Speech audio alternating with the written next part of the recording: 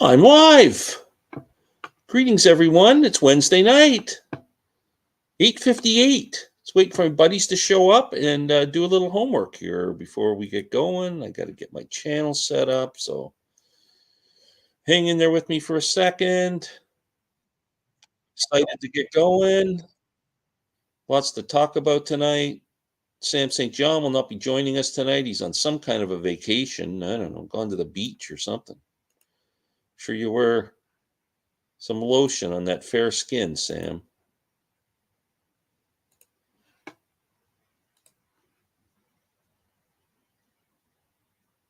Okay.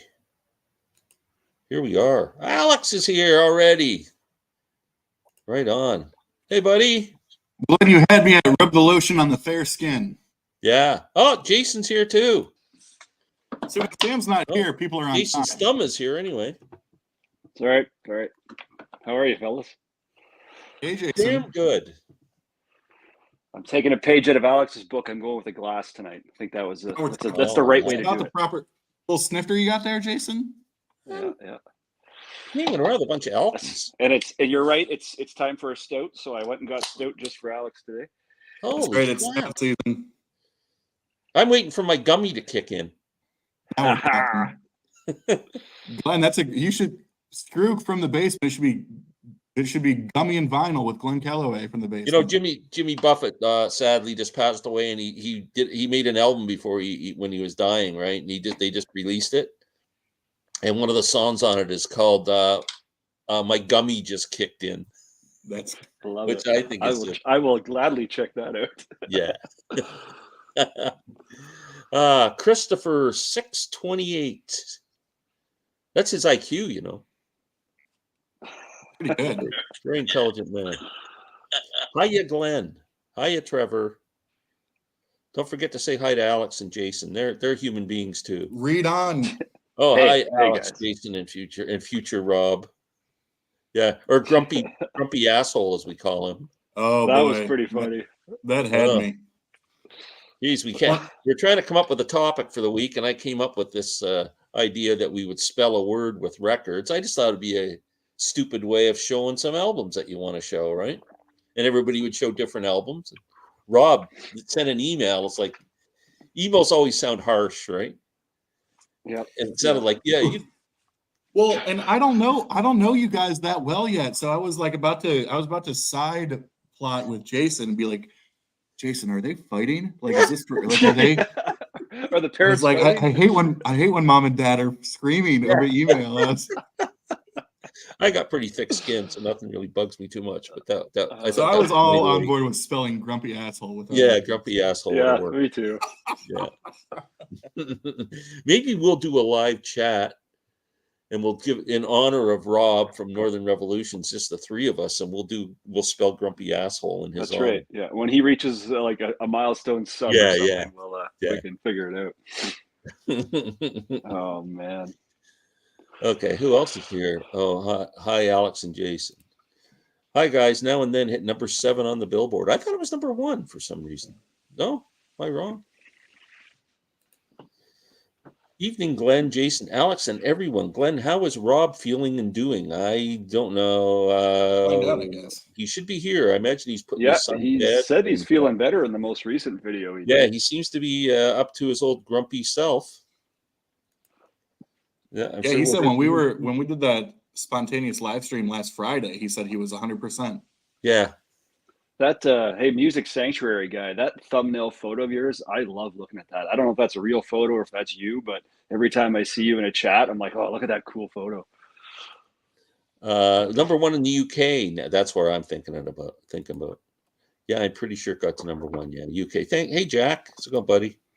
It's number 1 in the UK. We're all getting that straightened out now, but not on Billboard, which I guess is a US chart.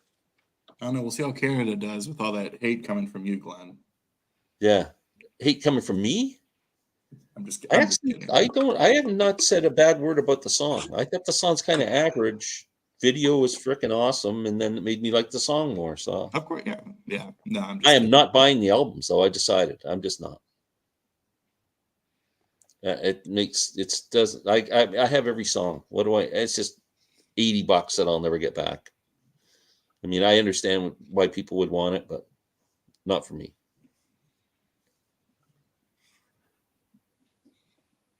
Oh, John's in the house. Hey, John.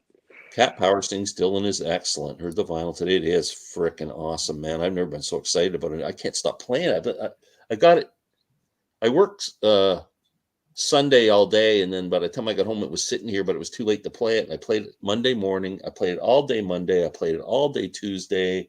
It's now Wednesday. I think I played it twice. I bet you I've 8 or 9 listens in on a new album, and I'm still can hardly wait to play it again. Definitely my release of the year so far. Now the Beatles number ones has to add now and then add. Yeah, they're going to release number ones over again now. Just add that song. That's right. Glenn, you listened to Dylan's 78 live album yet? No. Is it out yet, the Budokan thing? I mean, I have the The old one album, Yeah. but I have not heard. I would love to get it, but man, it's for some reason it's an import from Japan.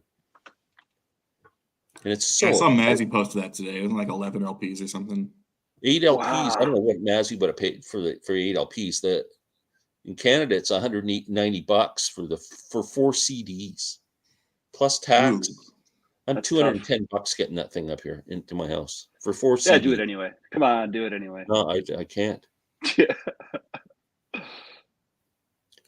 John's highly recommending the new Chris Stapleton album. You guys Chris Stapleton fans or He No, for but I me he wanna falls be. into. Go ahead, Jason. No, he's one of those guys that's kind of like this. Like I don't know anything about country music, but what I do like is kind of outlaw country, like Coulter Wall and I think Stapleton kind of goes around that realm as well. And who else? There's another obvious one out there. Oh shoot, I can't believe I'm forgetting. Anyway, like that. I want to get into that. I don't know where to start with Stapleton. Someone can throw that in the comments, but that's he's on the list, on the to-do list. yeah, he's kind of got a rockin' sound to a country as a country artist, and he's got kind of a gruff like voice. And I think I see a grumpy asshole. I do see a grumpy asshole. Are you looking in a mirror again, Glenn? Nice line. How you doing, buddy? I'm doing good. You? Good. You're looking good. That's what I do. You're feeling better? Yeah, I'd say probably 98%. I'm still testing positive, but I feel 98% better. How many long have you been testing positive now? How many days? 10 days. Wow, because Larry Graves was like that too. It seemed like it could just never go away. I was only really sick for about 2 days, and the last week when we did the chat, I had a cough, but other than that, I wasn't too bad.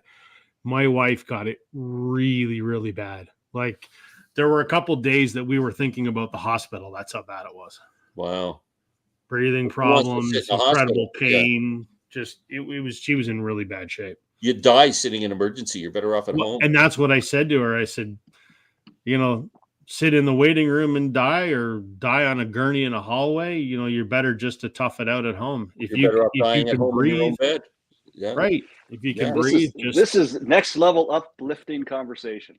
I say we go back to last week's prostate talk, and then Yeah.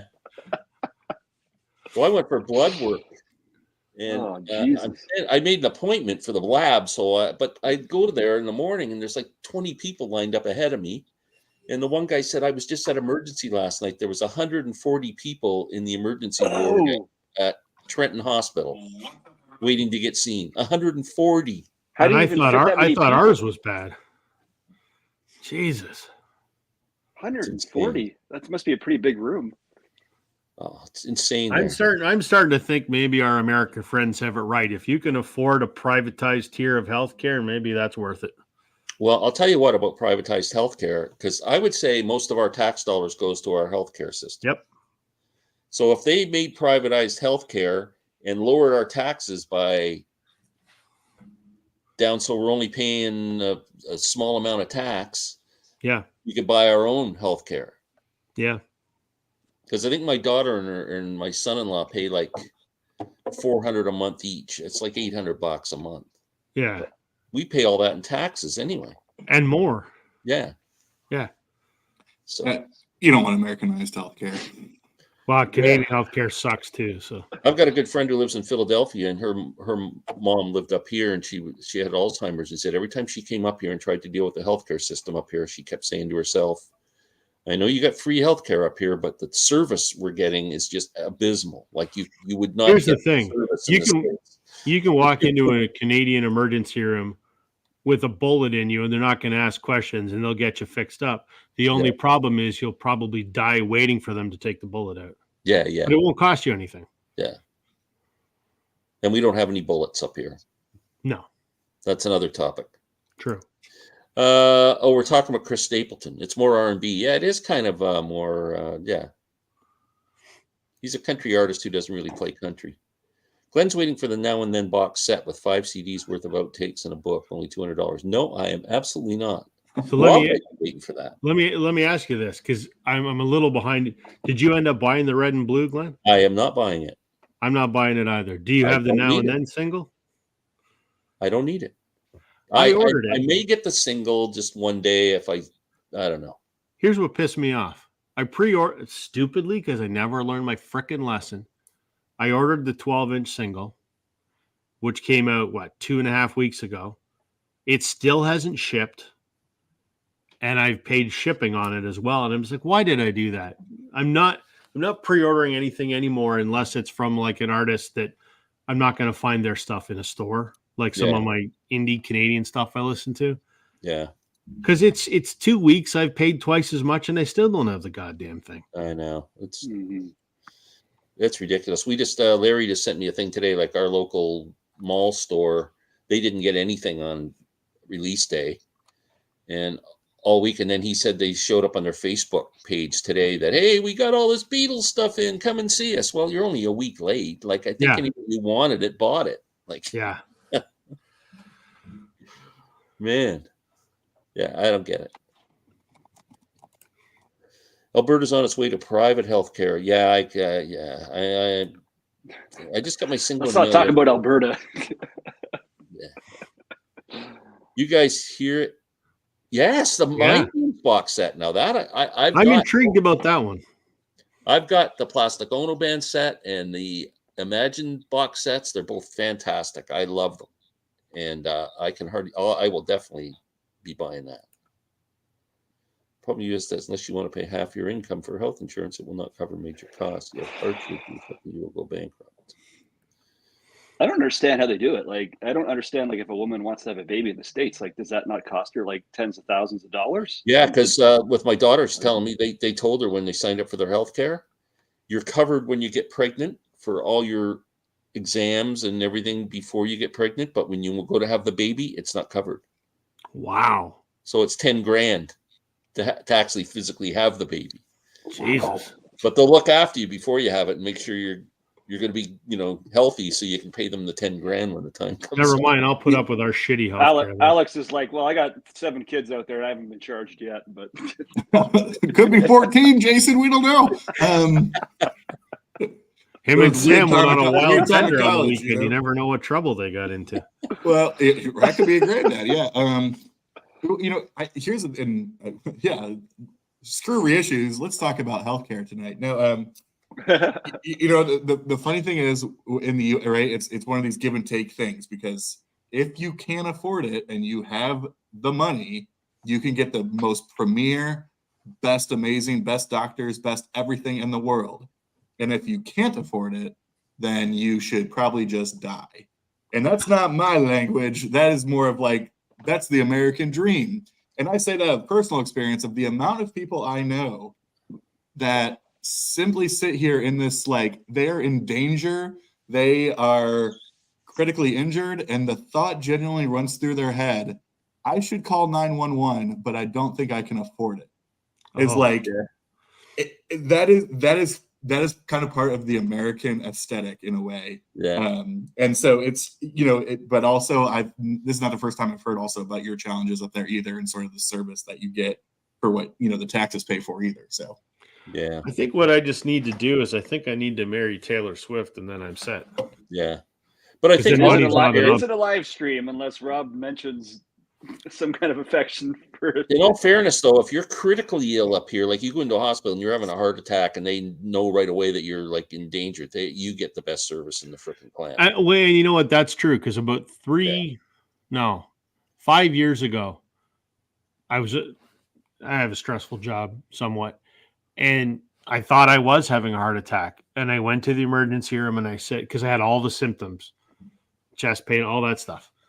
And I said, I think I'm having a heart attack. And it normally takes you like 40 minutes just to get checked in at the triage. I was in front of a doctor in minutes. Like, yeah, that's true. Yeah. And then they found out it was just that hot dog that you ate off the cart. Yeah, no, it was Gas. it was a lot of workplace stress. So. I changed jobs after that. So, Glenn, Bob, I know it's coming out Friday. John, can you lend me $200? I'll buy it. I promise I'll pay you back. Glenn, a question for you. I mean, as the Bob Dylan or resident Bob Dylan fanatic here, and I love Bob Dylan too, but in my going back, is this going to be one of these stories of like this record that gets released in the 70s that everybody hated and everybody's like, what is he doing? And then now 50 years later, they're like, you know what? Now that we got this $200 reissue, it's pretty good. Like, are people going to warm up to it more now than they did back in those days? I think there's I saw that tour and there was a lot of great songs in that show, but I didn't find the album represented what I saw. Okay. And the album, say the original album had 20 songs on it or something. Now there's like 50. So there's like 20 some songs that were never ever seen the light of day before. And I think that's what's got everybody excited. So we'll see. I want it just because I'm a Dylan guy, and but I just can't afford it. There's no way. Why something would just be a Japanese import is beyond me. Like, why doesn't it have a domestic release? Yeah. So next time your wife gets sick with COVID, have her go to emergency saying she thinks she's having a heart attack. there you go. Yeah. Oh, so it turns out it's that hot dog that you had at the. Yeah. Knock on IKEA. Oh, I feel better. I'm all right. Knock on IKEA wood. There won't be any more COVID, I hope, here. I wonder what happened to the sometime New York City box. They just stopped talking about that. They kind of, I think they were afraid a lot of people wouldn't be into that because it's kind of not considered John's best attempt at a record. Glenn joined the Dylan Show from Massey Hall that a buddy sent to me this week. Great recording. Wow, very cool. Someone recorded it and sent it. Very nice. It was a great show. Wow. Well, I'll say, we, Glenn and Jason, me, Rob, and Sam really missed you all last Friday. Man, I was just dying to be there. Oh man, that would have been so great. Hold on. Tell me how big that calzone was, because in the picture it was like the size of my head. Like, it was massive. It was a big calzone, but it wasn't that thick. It wasn't that dense. So, it was a lot of, but I mean, we I think probably people watched that video by now, but I'll say, and Glenn, I don't know how it was for you, but it was like, meeting Sam, it was like we had known each other for years. Yeah. It was like, just, there was no weird anything. Like, it was like, we just were rambling. And just a sweetheart. He is a great guy. Yeah. We had such a good time. Very comfortable. Yeah. It's hard not to be comfortable around him. Where are you headed to, Sam? Yeah. Sam. Where you headed, Sam? Yeah. Where are you going, Sam? Oh, no. On vacation? I got to tell you, Alex, I've watched that like 2-minute segment of the live stream about 25 times, and I kill myself laughing every time. between that and when you were talking about how frustrated you are with record dealers who pack their records too tight that you.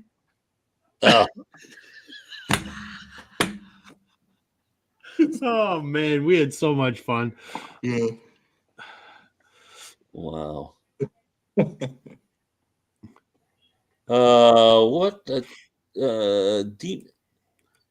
think the demixing tech is not as good as they thought. She Loves You sounds worse than a YouTuber attempt at a stereo mix.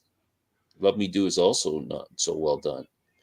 I've only heard Love Me Do on YouTube, and I just the way the harmonica sounded in that, I was really impressed, and that's just on a little iPad speaker. So I was thinking it was going to be good, but I downloaded the red and the blue FLAC files, so like the high res digital audio.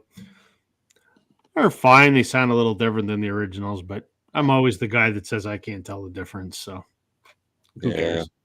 I find what they've been doing with all of these remixes on the later Beatle albums is they've just moved up Paul and Ringo's, like the bass and drums you hear a lot more prominently. Yep. That's the only difference I ever notice. And isn't it funny that they're the two guys who are still living who go, hey, I want my part up. Coincidence, maybe? Yeah, move me up a little bit. It's like being in a band when you're on stage and the one guy, he wants to hear himself more, so he turns up his amp, and then you turn up yours, and then the drummer starts playing louder, and then the keyboard guy starts, and then pretty soon you're a heavy metal band. Yep. Yeah, that's the Forest CD Deluxe set for Budokan. By the way, the new Cat Power CD of Dylan 60 Show is now on my top 10 for this year. It's my number 1 right now, I'm telling you. That's the cool thing about the VC. We all know each other before we actually meet. Yeah, it's very true. Yeah, it's funny. The Apple box set this Friday. I am freaking excited as hell, but my Amazon pre-order, it's Amazon.ca. You can always count on Canada. We'll let you know when it's going to be shipped. Even though I'm going on Steve Hoffman forums, and one guy's going, "I got mine already. Oh, mine's coming Friday. Mine's coming." Yeah, I'm still waiting to find out what date they're going to ship it. I had to cancel one of my Amazon Canada pre-orders because it said we'll ship sometime in November. Yet you could go on and they had it in stock, so I just canceled my order and reordered it. And it arrived the next day. I had that same thing with that Cat Power CD. I had it on pre-order for a couple of weeks, and it said it was going to be shipped November 18th or something. I'm going, why? It's coming out on the 13th or 12th or 11th or whatever the hell it was.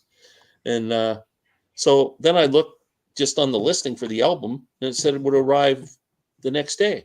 So I canceled my pre-order and reordered it, and it came the next day. Yep, that's what I did with The Darkness.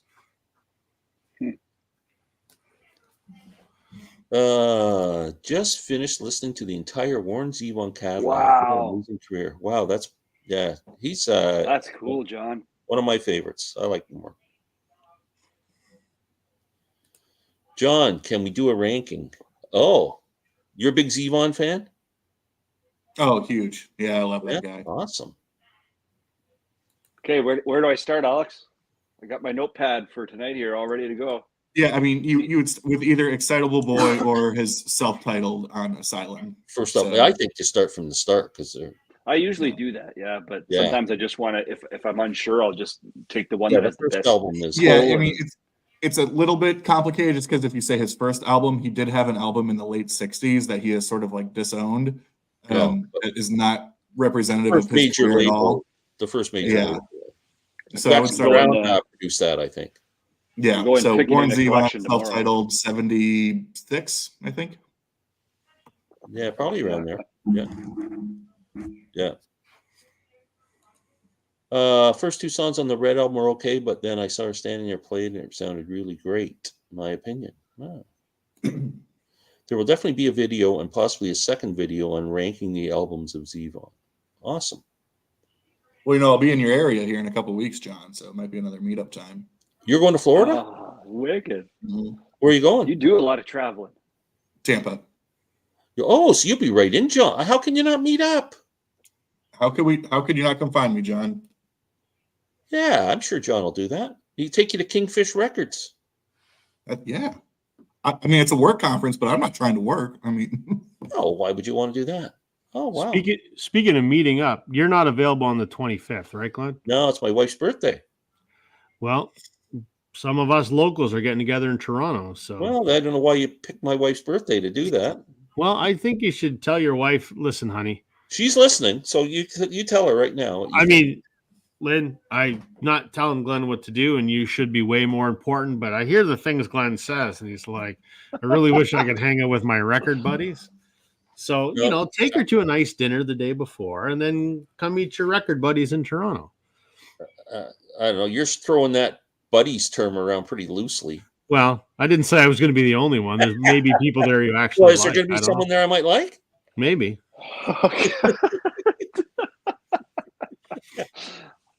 You'd have to come to find out. I'm not telling you.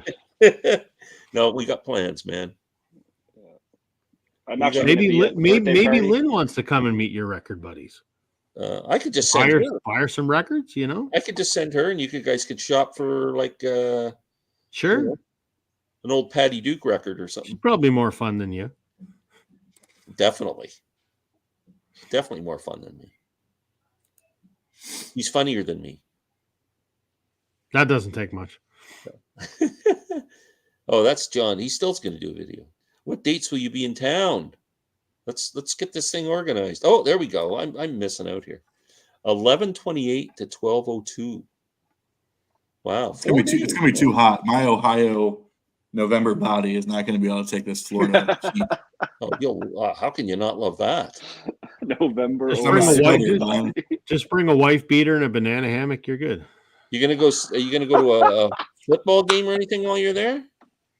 No. There was like there was an option to go to a Lightning game, and I'm a big hockey guy. That would have been cool, but the evenings are so busy with receptions and all. Like a lot of free alcohol is what I'm getting at. So I don't skip those. Why would you go somewhere where you have to pay for alcohol? Yeah, never. No, never. Make any sense. Cheers, boys. I can't believe Thanksgiving. Yeah, neither could we because it was a month ago for us. Yeah, we always celebrate American Thanksgiving. We like it. Herb Alpert, what was that?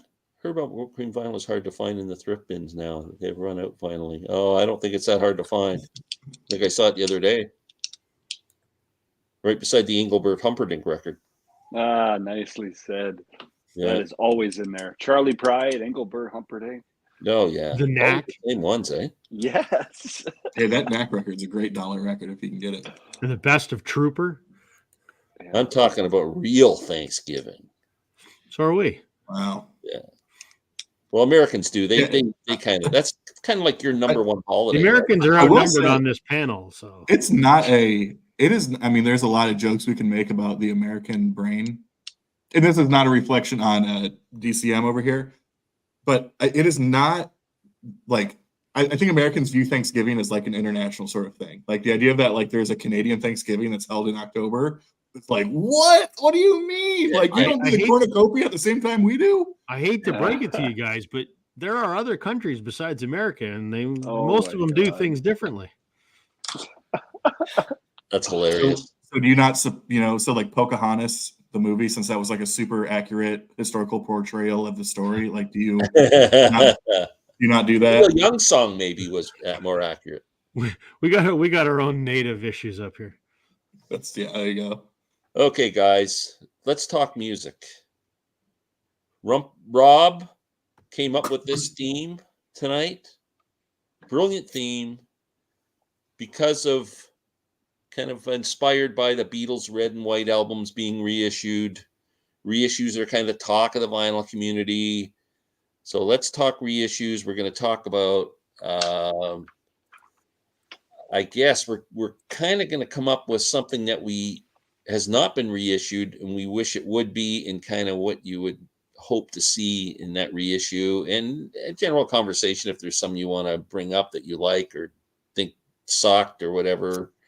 So Rob, because it was your idea, you're going first, buddy. So I thought we were going to sort of, are we picking ones that have been reissued that we liked, or I thought you said that pick too. one that well, I thought we were going to kind of do a little bit of both. Okay, whatever you want to do. Some of the ones that have been reissued and what we like about them, and maybe what makes a good reissue, and then come up with some fantasy reissues. I think that was my idea. So okay, that's good. Whether I misinterpreted my own instructions or not, that's entirely possible. Okay, whatever go. It's all good. What is the rest of the? You guys want to start with some? Man. You guys want to start with something? I would suggest go around one at a time for, like Glenn said, 5 records. one at a time for a good reissue you have, or some kind of reissue theme, and then at the end we'll just talk about the dream reissues. I like we that. might. Okay. Good idea. So go. Wow, Now that's I gotta so go. great. Now I gotta go pull 5 reissues. Well, it's okay. You got 3 people to talk before it's your turn. Okay. Bye. See ya. Bye. He shuts down the stream. He's off to drink us away.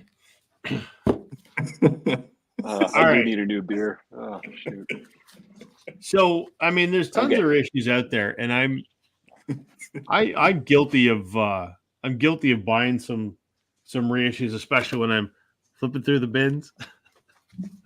But the first reissue that came to mind, obviously, is Pepper, and there's been numerous reissues, but this is the one I think was 2017, and this is the 2 LP version. So it has, the Giles Martin mix of the album, but then it has a bonus disc of demos and studio takes of songs that would become Sgt. Pepper. And so I like it for a couple reasons. Obviously, it's a new pressing, so presumably, arguably, maybe manufactured to maybe a little bit better quality potentially. We'd like but to also, I'm a fan of the Giles Martin mixes. I think they sound very good. That said, I'm not an audiophile, so often I can't tell the difference, but I think it sounds really good. But I like that this is my favorite album of all time. It's a new mix, but also that extra disc is really the juice that was worth the squeeze, because it's a brilliant album. And, you talk about, it starts with the very first demo of Strawberry Fields Forever, and you see various incarnations of that till it becomes a thing that it became. And in this particular instance, it's an album that really benefits from having some demos to see how these songs evolve from very simple acoustic demos to the psychedelic masterpieces that they eventually became. So what makes this a great reissue, aside from sound quality, is the fact that there's some extra stuff in there just to sweeten the deal. So that's one of the things I always like. If there's a little something extra in that reissue, because you're paying a premium price typically. So you throw a little something extra in there, a couple bonus tracks or something. I've got my vote. And it makes you feel like you're getting something different, not just the same record for the 40th time. Well, and that's the thing. I have like 17 copies of Sgt. Pepper for various reasons, but this is the go-to one because of all those reasons. There's some extra goodies in there. Yeah. Okay, Alex, go ahead. You want me to go? Yeah. Yeah. So maybe similar. Glenn, I don't know if you heard that, Rob's pick, but It was a Beatle thing. It was the 2 LP repress of Sgt. Pepper with the bonus stuff on it. I didn't buy the album, but I have the CD box set, which is So do I. Yeah. So do I.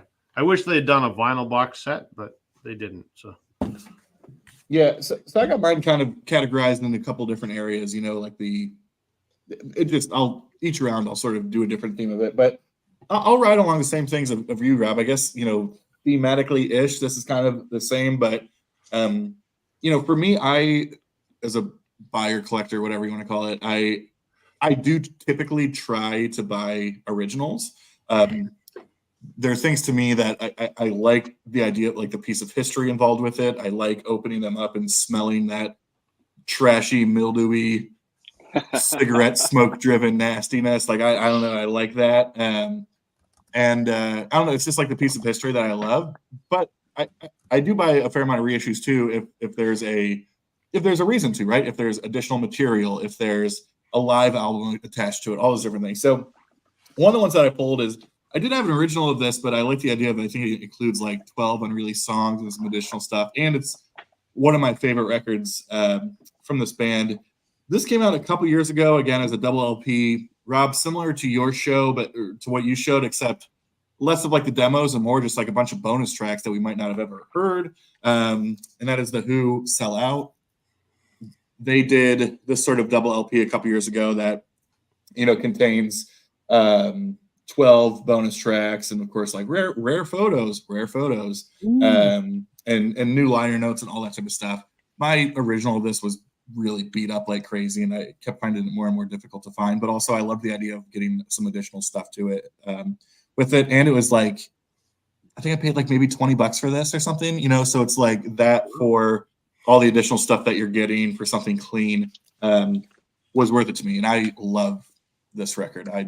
Some people are a little bit turned off by like the whole like the commercials and stuff, but I love it. I think it's the coolest, silliest thing that I'm really into. So yeah, that's my first pick. Good one. Okay, I'll go.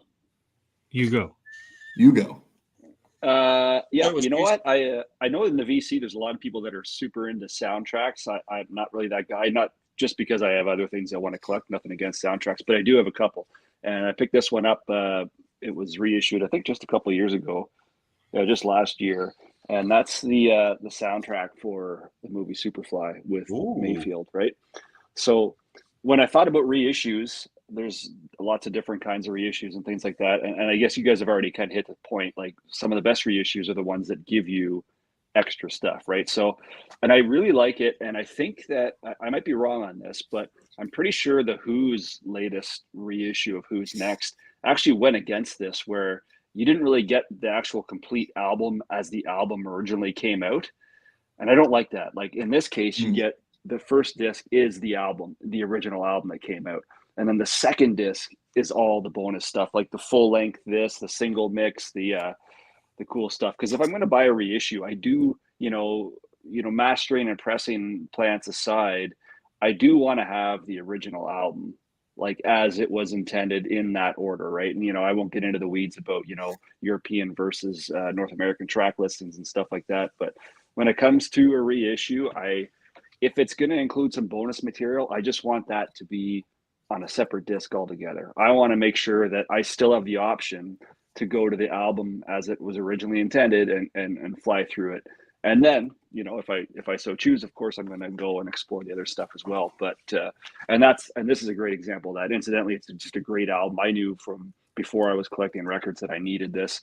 There's something about that era of film, and the soundtracks that went with it are just incredible. Like, they lift your mood. It's super funky. And anyway, so this was a win for me, and probably one of my few soundtrack type of things. But this is kind of beyond your typical movie soundtrack. This is more of like a score.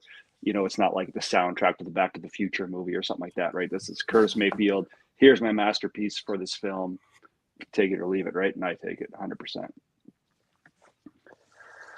That's my take. Excellent. I echo your sentiments about leaving the original album on its own disc or its own album, and any extras should go on a separate disc. Absolutely a no-brainer. One of my favorite ones, and I think my favorite one for an improvement in the sound of the album and the mix of the album, is Steven Wilson's 2016 remix of Aqualung. Oh, okay. This is in my top 5 albums of all time, and I was never happy with any vinyl or CD I ever had of this. It was recorded so bad. The dynamics were horrible. Yeah. And to the point where some songs you could hardly hear, and other songs were loud. Like, it just wasn't balanced or something. There was something weird about it. But he came in and did just a phenomenal job of making this album sound exactly the way I want it to sound. And the album itself, it's great packaging. It's like a really hard cover, and came with it. And it's not expensive. I mean, it's great. And at the same time, they were releasing all these book style anniversary issues, right? Which are just phenomenal. I don't know if anybody's released anything as good as these book style CD sets of the Jethro Tull catalog. I mean, they're just incredible. And same thing, Steven Wilson remixes, but the first disc is the album with the new remix. And then they give you another disc, which what they call the flat transfer of the original album. And then there's an EP that came out at the time. They've added that in. There's DVD audio discs in here, just in case you're into the DVD audio and Blu-ray audio and all that kind of stuff. But just phenomenal. I just think the Tull reissues have been top notch. Was it last week that I was asking about this and Glenn wasn't here? I was asking about Steven Wilson, and like, educate me here, Glenn. Like, why is he such a master? What is it that he's doing? But he seems to be synonymous. When he does a remix, everyone loves it, and it almost supersedes the original almost every time. And his flagship series is the Jethro Tull stuff. Like, what is it about it that, like, why is it so great? Stuff, the Yes stuff, the XTC stuff, the King Crimson stuff. All. I don't know what he just. Got some special sauce. He's such a student of that music. I think that he just does a brilliant job. I don't know. I mean, he's a genius. Is the original, and I could tell by Alex's reaction too, like, is the original Aqualung just not even worth picking up in that sense? Like, is it that? Well, it's still such a great record, but it's just it just the mix. Like, if you hear it, like the last song, Wind Up, if you're listening to the album at kind of a regular volume, listen to a rock album at, then all of a sudden it comes to some songs and you're going, I can't even hear him sing. Like, just like I said, I call it the balance. The balance of the vocals and the instruments was just off for me. I don't know why, but Jason, just save your money and spend $400 on the UHQR version of it that came out, and you'll be fine. Why? Yeah, I mean, Glenn, those go for right now. 25. Still, you can still buy this at a good price. Like, it's just it's $25-$30 or something. Yeah, that's my number one. Go, Rob. What do you got there, Robbie? Any comments you want to get caught up on there, Glenn? Oh, I could try. Jason needs a beer. I do. I don't know what that's, but it's from a movie, The Girl Next Door with Alicia Cuthbert. John was laughing at my juice was worth the squeeze, and he said I should. Oh yeah. Okay. I'm ready for RSD Black Friday. Has anybody looked at that list? I kind of looked at it once, like a month ago. I haven't. Nothing on there of interest to me. Hey, Rob, picked up the Sheryl Crow Christmas album from the Sound of Vinyl. Sam will like that. Send it to Sam. Steven Wilson did a great job in the King Crimson advert. That might come up in the discussion here, Christopher. He was a great job in the Yes albums. I didn't bring any samples, but it'll probably come up in the discussion as well. Glenn just picked 5 Steven Wilson remixes. Pretty much. There's a theme here. All right. Next reissue for me is an album that's been reissued probably more than just about any of them. Fleetwood Mac's Rumors. This and so you stole mine. Sorry. And it's probably the same pressing too. This is the 45 RPM Palace pressing. It's so perfect. I'm not an audiophile, and as I've said countless times, my ears are shit. Most of the time, I can't tell the difference. But I love this album so much, I bought it because everyone said it's a near perfect album. And it did knock my socks off. So very rarely are you going to hear me say, I bought this because of the sound quality, because most of the time I can't tell the difference. But because of what this album was, I had to buy it, and it literally sounds like you're in the room. It's that good. So, and what pressing is that? It's pressed on 45. It's 45 RPM. Okay. It was, pressed at Palace. Kevin Gray. Is it Kevin Gray? Yeah. There's a 33 RPM Palace pressing, which sounds like shit by all accounts. You have to have 45. Now, getting up every 2.5, 3 songs or whatever to flip the record is a pain in the ass, and I hate when they do that. Except on this record, because it sounds unlike any record I've ever heard. I could go on and on about that. Like I picked. I'm not the expert, so you feel free to elaborate. Because no, but like you're a much bigger Rumors fan, so it actually means more coming from you that you can appreciate it. But like Gold Dust Woman's probably my favorite song on the album, and I've picked up on so much more in the last minute of that song than ever before. That pressing, like what's his name at the end groove there, Mike. He did a shootout. He does really good shootouts with the most high end gear, so he's going to tell you. And and this wins the shootout. Like, this is the best pressing, they say, of this album.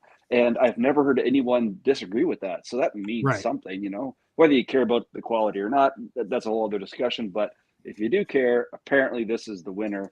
And, on my super entry level mediocre system, I can hear the difference. Yeah. Did they ever do a 45 of like the same type of pressing, but with their self-titled from 75?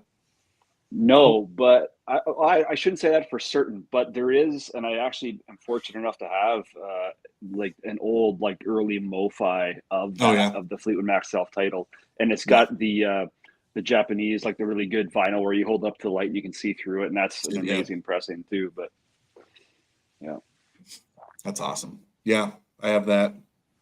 and I think to that, to Rob's point there on that album, like we're talking about probably the most popular album, the one that everyone, kind of has.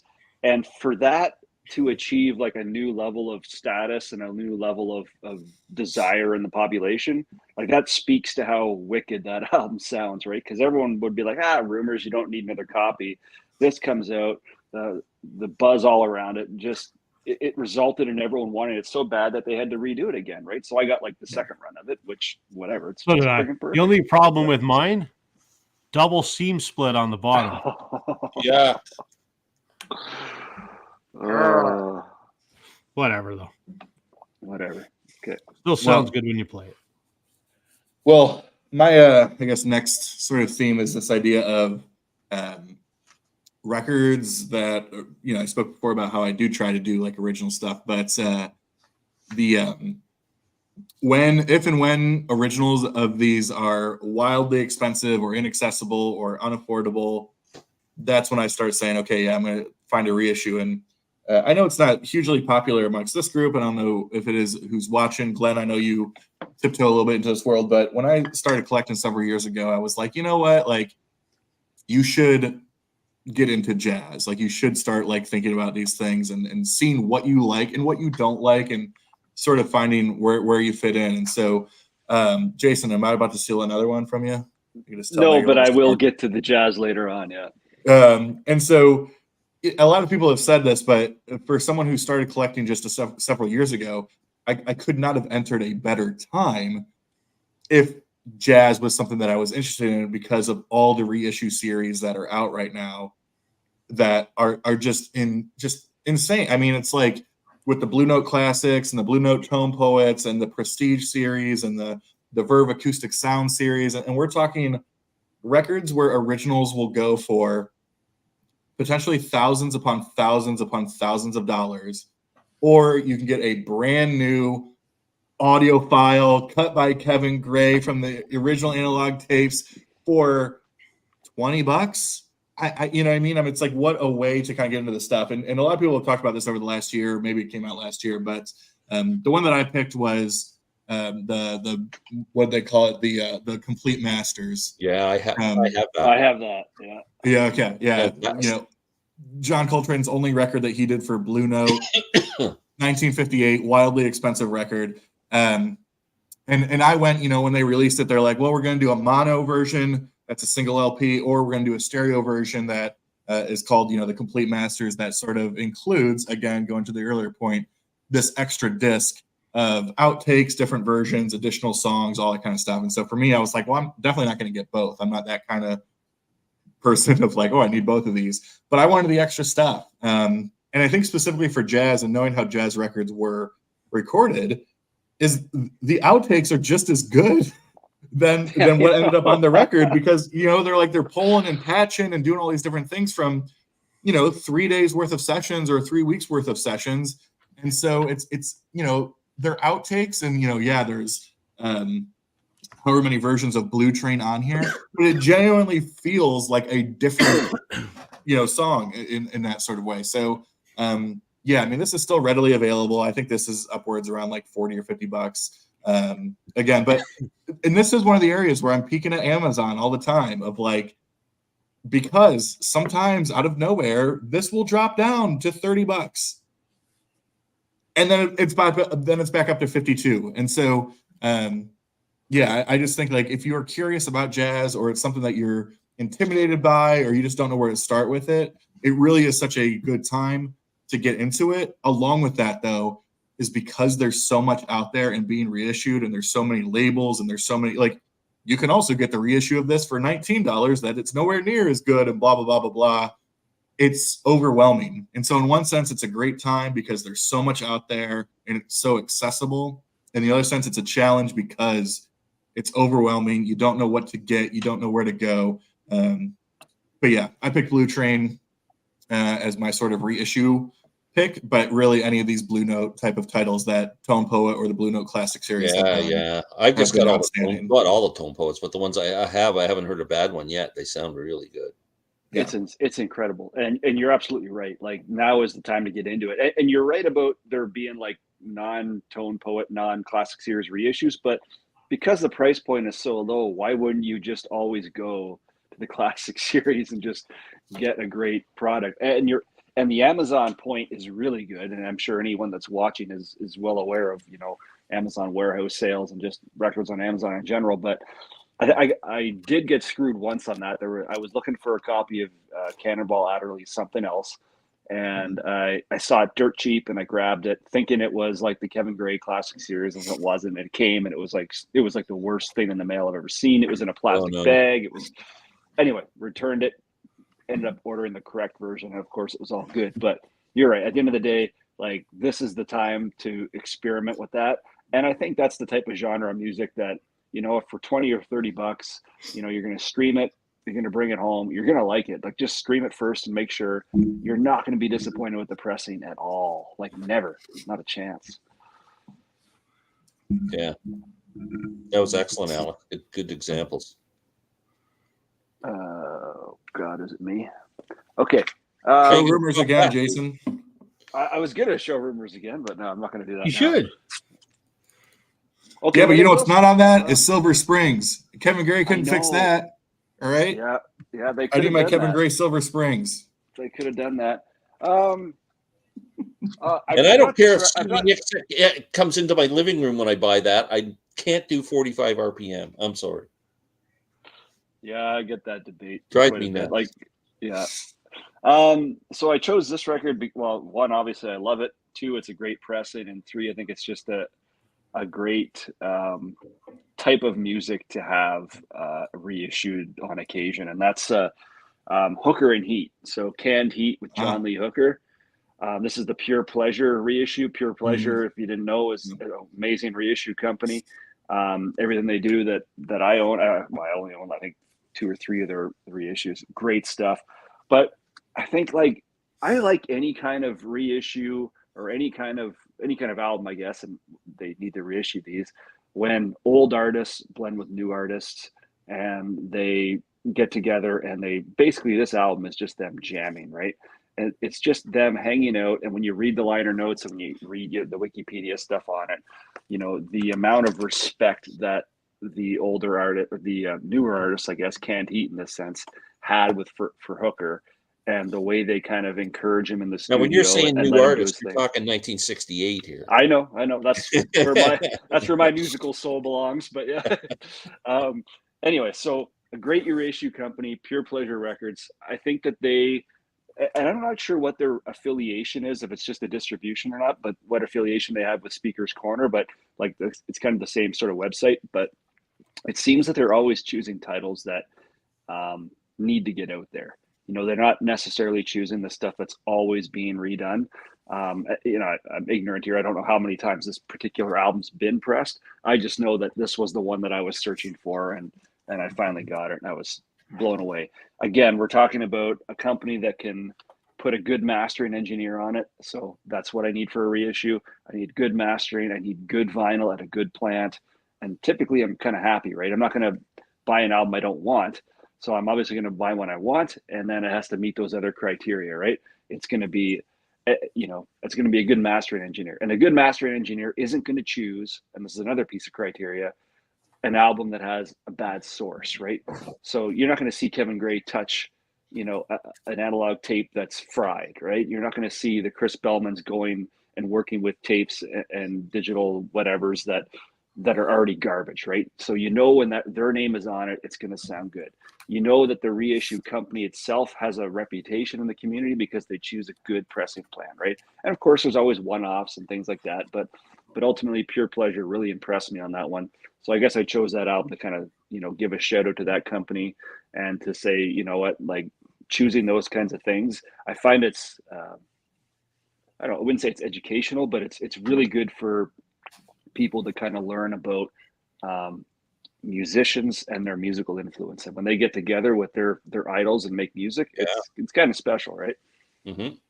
That's great. Even I don't know how good the vinyl is in any of that stuff, but it's I'm sure it's okay. But even all those London session ones they did with Muddy I Waters. listened.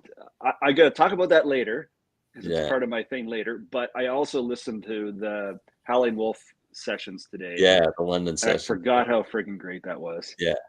Yeah. Someone But I told have me those to put it on, and it was on a CD. win. I don't have any of them on vinyl anymore. I did when I was young. But before I get going here, no way we have an Arsenault in the place. I love it. Mr. Know this Danger. Oh, if anyone's watching that doesn't sub to Craig Danger, you're missing out. This guy is hilarious and super knowledgeable. Craig, if you're still there, man, I really like how Craig Danger focuses a lot on soul and R&B. I've learned so much from that channel. Really? It's unreal. Yeah, I don't really know good if I'm stuff. subscribed. Craig, I'll be over when the chat's over. Yeah, great Thank stuff. Canadian too, by the way. Canadian, living in San Diego. Oh, cool. Yep. Oh, I saw him he's on Rachel sometime, right? I saw him on Rachel yesterday. He pops up there. Would love a Notorious Bird Brothers session box set. Yeah, I could do any kind of, more Birds box sets would be the late Derek Roberts. Listen to the remix. I feel, a lot of people are not liking Walrus. Blue Train 20 years ago. Yeah. Wow. Dollar Bin Jazz can expose some serious funky, I'm warning. Love it. If you want to hear the tambourine, you got to hide your love away. Eddie Harris, I Need Some Money from 1973. Classic Dollar Bin Jazz funk. I'll write it down, Craig. Eddie Harris, I Need Some. We agreed. 25th anniversary issue of Paul Simon Graceland. I've got an original vinyl of that. I don't have an anniversary issue. That's a great album. So I'd be interested in hearing if it was a much improved. Glenn, what if Stevie Nicks agrees to flip the 45 for you? I'm in. Yeah. Stevie, we're all in. But she got to twirl about 16 times before she does it. But yeah, I'm too old for that. Just flip the frickin' record. I saw something about a Ringo 73 Deluxe Edition coming spring. That would be good because that's Ringo's classic album. You're welcome anytime. Oh, perfect. Awesome. My turn. I'll stay on the Steven Wilson kick before I move off. The King, somebody, I think Christopher mentioned it.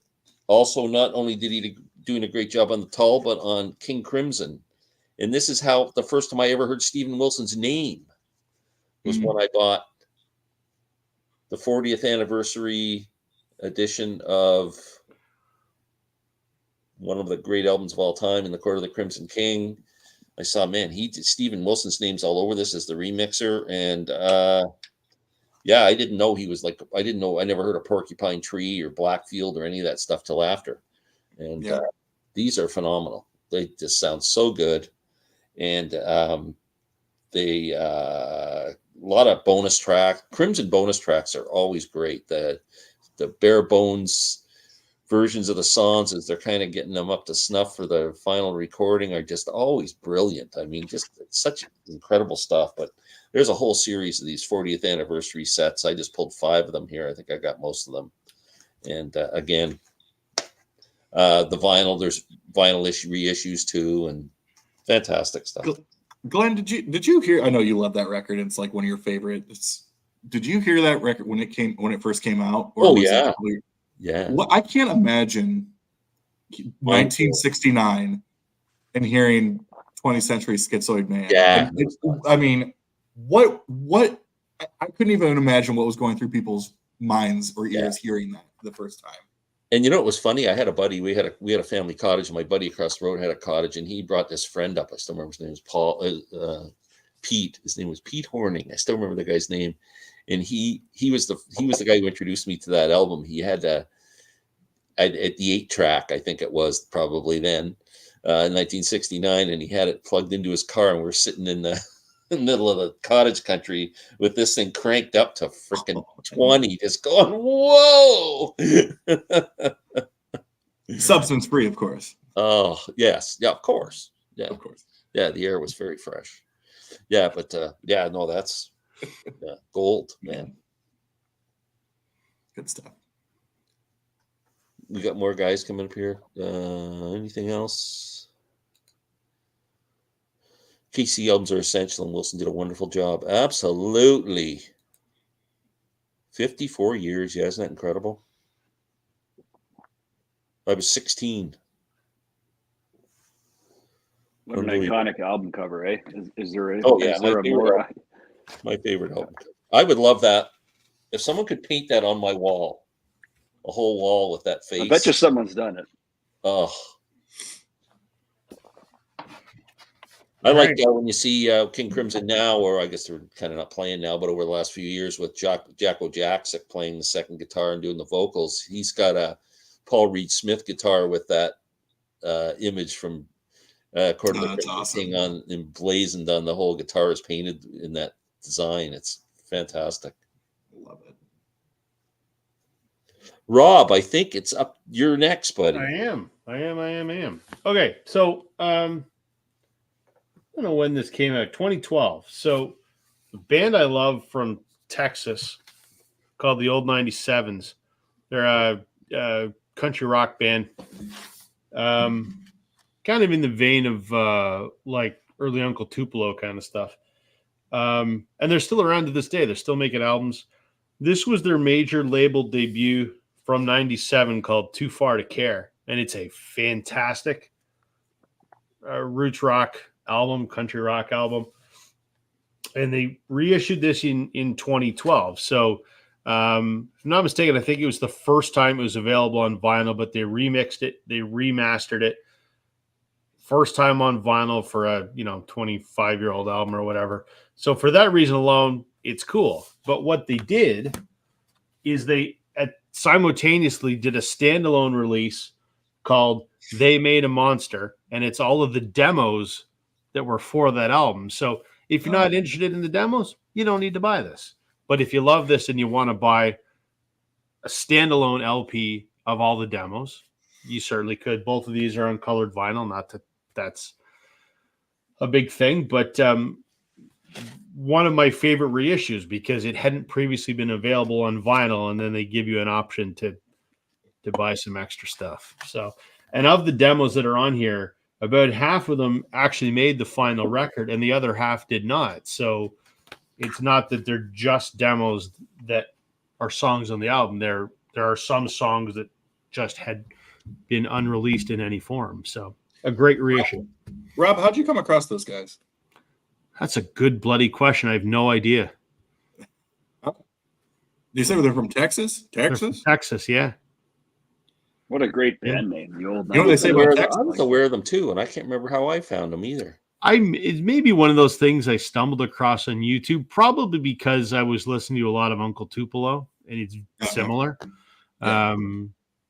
Yeah, and like I said, they're still making albums today. They're fronted by a guy named Rhett Miller. He's great. I think they probably have a dozen albums under their belt at this point. Just put out a new one, I think, last year. So, yeah, just a fun band. That's awesome. Well, let's see. Where should I go here? I'll do my Sam St. John tribute here because I feel like if he was here, he would have done this. This, I guess, is a couple years old now. Again, it sort of addresses both the things that we talked about before of like, well, yeah, if you want an original, it's going to be several hundreds of dollars. And also, how it's like when stuff comes out in the early or mid 90s, it's like these very coveted pieces of vinyl. And also they sound like garbage because they put 75 minutes of CD kind of driven type of music on, two sides. And it's like, well, it never sounds good, but it's $1 million, whatever. But this was several years ago now that this came out. And I believe Jason would probably know. He seems to be the audiophile guy. I believe this was a Chris Bellman cut. And it came in a number of different, one of these 16 different box sets. Do you want vinyl? Do you want this? Do you want that? All those different things. But as soon as this was released, I was like, I'm going to go buy that. And then if there's additional stuff that I can get a good deal on, I'm going to do it. So 2 of these, but it's when they reissued Wildflowers. Yeah. Yeah. So yeah, I'm pretty sure Bellman did those. Yeah. Yeah, I think that was a Bellman cut. So this was the triple Wildflowers, all the rest, and then added this one a little bit later because it was super cheap, but the alternate versions. And so I guess it's like 5 of the LPs of like the greater 9 or 7 LP, whatever came out. But it's like funny. It's like just a perfect record to begin with, and then they include all the stuff that was gonna be on it, and it's like not demos or not outtakes. I've talked about this before where it's like I like that stuff if I love the artist, but sometimes it's like like there's a reason it's a demo, like there's a reason it's an outtake. And it's like how many different versions of Roadhouse Blues do you need to hear? But for these types of things, like that was for you, Jason. I know you love Roadhouse Blues and the Doors, but when these came out, and these are just awesome, and again, very inexpensive. Not for here's 5 LPs, you get this for the 3 LP. Wasn't a ton. This is some additional stuff. It's not a ton either. And so if you're a Petty fan and a Wildflowers fan, these were just amazing. I know they did CDs of them too. If you're not a vinyl person, so this was just a no brainer, and loved this series. I have the 3 album set like you, but I didn't even know about that alternate one that you're showing. I got to look for that. Yeah, because I mean, similar to how they do all the box sets now, it was like it just gets so confusing because it's like how many, all those different things, but it's like you get the 3 and then there's the alternate one, and it's some good stuff. It's great when you get it, and it's actually there's a lot of gold there, and you can play it like another album, like it's really cool. Yeah. Sometimes, like you say, it's just redundant and it's a waste of time. Let's do it once and you put it on the shelf. Right. But if it's done right, man, you can get some gold. Very cool. That was a great show, Alex. I'm still kicking myself for not jumping on that one. That I remember because when did that get released? The Wildflowers, 2020, 2021. Yeah, the reissue. Sorry, 3 years ago. Maybe? Yeah, it was kind of in my earlier stage of collecting. Like I'm still early in collecting, right? But maybe that was given a ton of attention, and there was a lot of different variations and big, huge packages. I just want the album itself, and I just haven't committed to going to find it yet. But I've heard nothing but amazing things about that reissue. Yeah. Well, of course, the album in general, and then the reissue. And I was listening. I was absorbing everything and doing everything but buying the damn record. Like there was great interviews with who was the producer on that? Rick Rubin. Yeah, and some great information about it. I'm in love with it, and I don't even own it, and I need to get on that friggin' bandwagon. Well, the bandwagon's long gone. I need to get on there. It's well worth owning. No doubt. Jason, I love these talks because after every round, there's about 3 more things that you put on your wish list. So oh my God, dude, you have no idea. I have lists on paper. I have Post-it notes everywhere. I have a list on my phone. I can't keep up, and I'm trying to absorb as much YouTube content as I can. I don't know how people do this. Next week on the live stream, we're going to have Jason's intervention, sponsored by his wife, who's concerned that he's spending all his money. As soon as one interests me, I go on Amazon and I put it in my cart, and then I go to my cart and I move it to save for later. And I've got a save for later, like a pile that's like 30. Yeah. There's 30 different things in the save, but that way I don't forget. Yeah. I go through my Discogs want list, which is about a mile long. Yeah, that's my. Jason, this is a great video idea. This is a good video idea for you, Jason. You can just do a video of all the things you want. Yeah. That's a good idea. Grab all your Post-it notes and everything from all over your place. Yeah. And then talk dirty. Wildflowers is up there. Yeah. Talk dirty for money so you can raise the money for get another channel. A GoFundMe for this guy. Yeah, needs records. How bad would that be? That'd be interesting if you could start a GoFundMe page for people to buy your records. Oh man. I saw a meme where there was a GoFundMe for this guy. Like obviously his friends took a picture of him with like a tobacco vape thing, and he smashed it. And his friends just casually put one up. Please fund Johnny here. He's missing his vape pen. That's like a joke. And they got like $6,000. It's like, oh, what a waste of money. But Yeah. people will fund anything, especially stuff that's ironic and stupid. But Yeah, I might start anyway. one. All right, Yeah. my turn, I think. I think Yes. it's my turn. It's your turn. All right, so the idea for the video, what makes a good reissue? I've kind of touched on a few of these. Like the source has to be good. The master and engineer for me needs to be really good. The choice of vinyl compound. If I want to get into the weeds of audiophile stuff, I want it to be good. The pressing plant, I want it to be good. Otherwise, I'm kind of agreeing with Alex and a lot of other people where I would just rather have an original because it's just the artifact, right? So if I'm not going to find the original, or if it's just out of my reach financially or whatever, I want a reissue that's going to do the job and do the job right. And it's also another criteria for me to buy a reissue would be it needs to be something not done to death. You know, obviously the Rumors is kind of an exception to that because it's done so well, but it's never been done to death, or it hasn't been done in a while, or maybe there is a new remix, and that would be speaking to Glenn's points about Stephen Wilson. But I got to say, someone that really meets a lot of criteria of what he's been doing lately, and he's not like the first guy to do this, I'm sure, but he's the guy that I know that does it, and he does it quite well. And I've picked up a few is Dylan from Noble Records, who finds amazing stuff that I've never heard of. I love it, Alex. I love it. You take my damn pick. Stuff. Well, I got 3 of them here. I don't have all of the ones that he's put out, but so when I first started collecting records and getting into the YouTube stuff, he was one of the first channels, and I'm like, I fell in love with the guy. The guy's seems like a good soul, a good person, amazing taste in music. Almost anything he likes, I'm going to like. Not because I want to be him, although I do want to be him, but he's obviously well versed in stuff, right? So he finds albums that no one knows about, and I think that's a great idea for a reissue, any kind of reissue campaign. Find a band that people need to hear.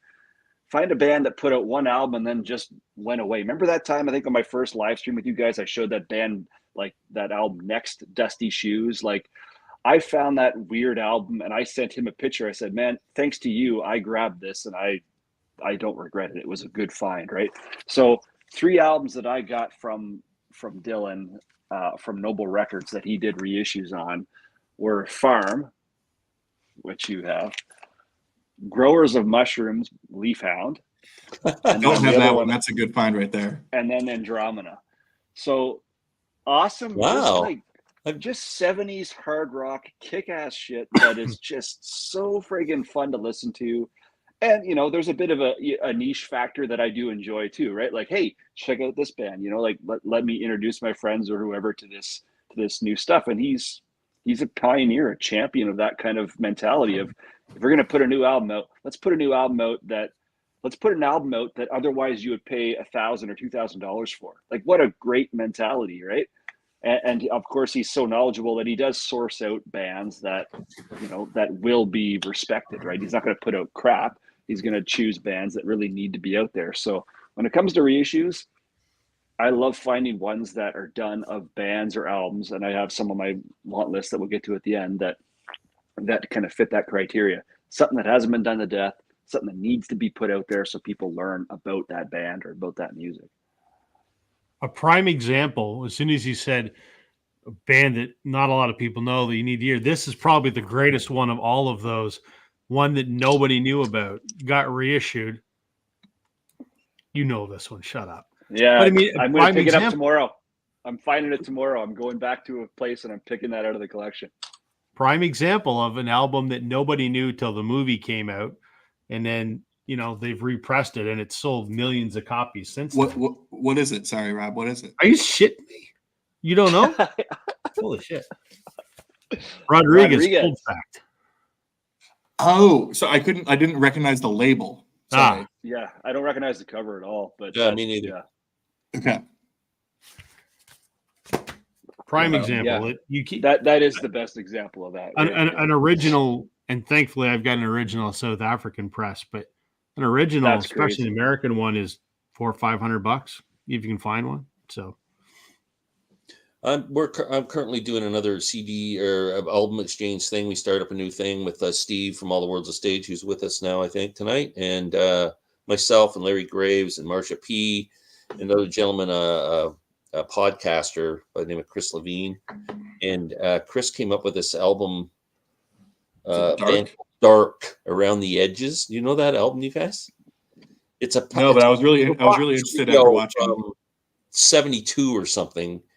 And I think the vinyl came out, there was like 60 copies of it or some freaking thing. It sells for like 10 grand or something. And somebody reissued it. But it's the same type of deal, you know. It's like before I get my turn, I have that old 70s. It came across them at Tower Records when they had listening stations. Just checked Amazon. They have vinyl for $31. Oh, cool. Hello, Jeff. Hello, Jeff. Hello, Rob. Jeff, VC meetup in Toronto, November 25th. I will email you the details if you're interested. November 25th. No one comes to Northern British Columbia. I think they purposely. This is twice in a row they've picked days when I can't go. I'm getting a complex. Blame it on Chris O'Neill. It's his fault because he's got some Christmas thing to go to. Oh my God! Look at Roy's comment. Of course, it's Roy. Of course. Leafhound is excellent. Oh Jesus! Please do. Noble Records is a great channel. Love the Leafhound album. Howdy, boys. Oh, Sam's. I guess he's in from the beach. Hey, Steve was streaming Argus today. Thought of you. Where you headed, Sam? Sam! Sam, I just mentioned you and you weren't here. Hey, Sam. OMG. Andromeda. Saw them at the Roundhouse a few times. Oh, Roy's here. Roy's seen everybody. Groundhogs, nice. Amazing. What did you say, Alex? Well, Sam, don't know if you know the topic of tonight, but we're talking great reissues and what makes a great reissue. And so in your honor, in your absence, paying a tribute, I did Wildflowers and all the rest, and Wildflowers alternative versions. So yeah, that was for you. And you know, yeah, that's it. Yeah. How tall and drugged I am? Oh, rugged. Maybe. I don't know. Yeah, we'll go with that. Oh, heck yeah. Oh God. So, Okay. that's for you. Miss you, brother. We talked about this earlier. The John Lennon reissues with Mind Games coming out next summer. They've done a phenomenal job on Plastic Ono Band album, 6 CD set, 2 Blu-ray audio discs. I mean, 8 disc set. The album all remastered, which really sounds good. And jam sessions like with songs like Johnny Be Good, Ain't That a Shame, and Glad All Over, Send Me Some Love, and Get Back, Good Night Irene. I mean, there's just a wealth of stuff that's incredible. These are, if you can get your hands on these, they're fantastic. The again, same with the Imagine one. This is 6 discs. The one thing I like about that is they're sticking to a format, so you can always keep them, you know, uniform instead of having one that's 12 by 12 and one that's 6 by 6. And so brilliantly done. The Lennon estate is doing a fantastic job with his catalog as far as I'm concerned. I forgot to mention it, Glenn. Do you have the Aqualung still over there? Yeah. I love the book design on that. Like, it's just so easy and so clean and just it fits anywhere. Yeah. Yeah.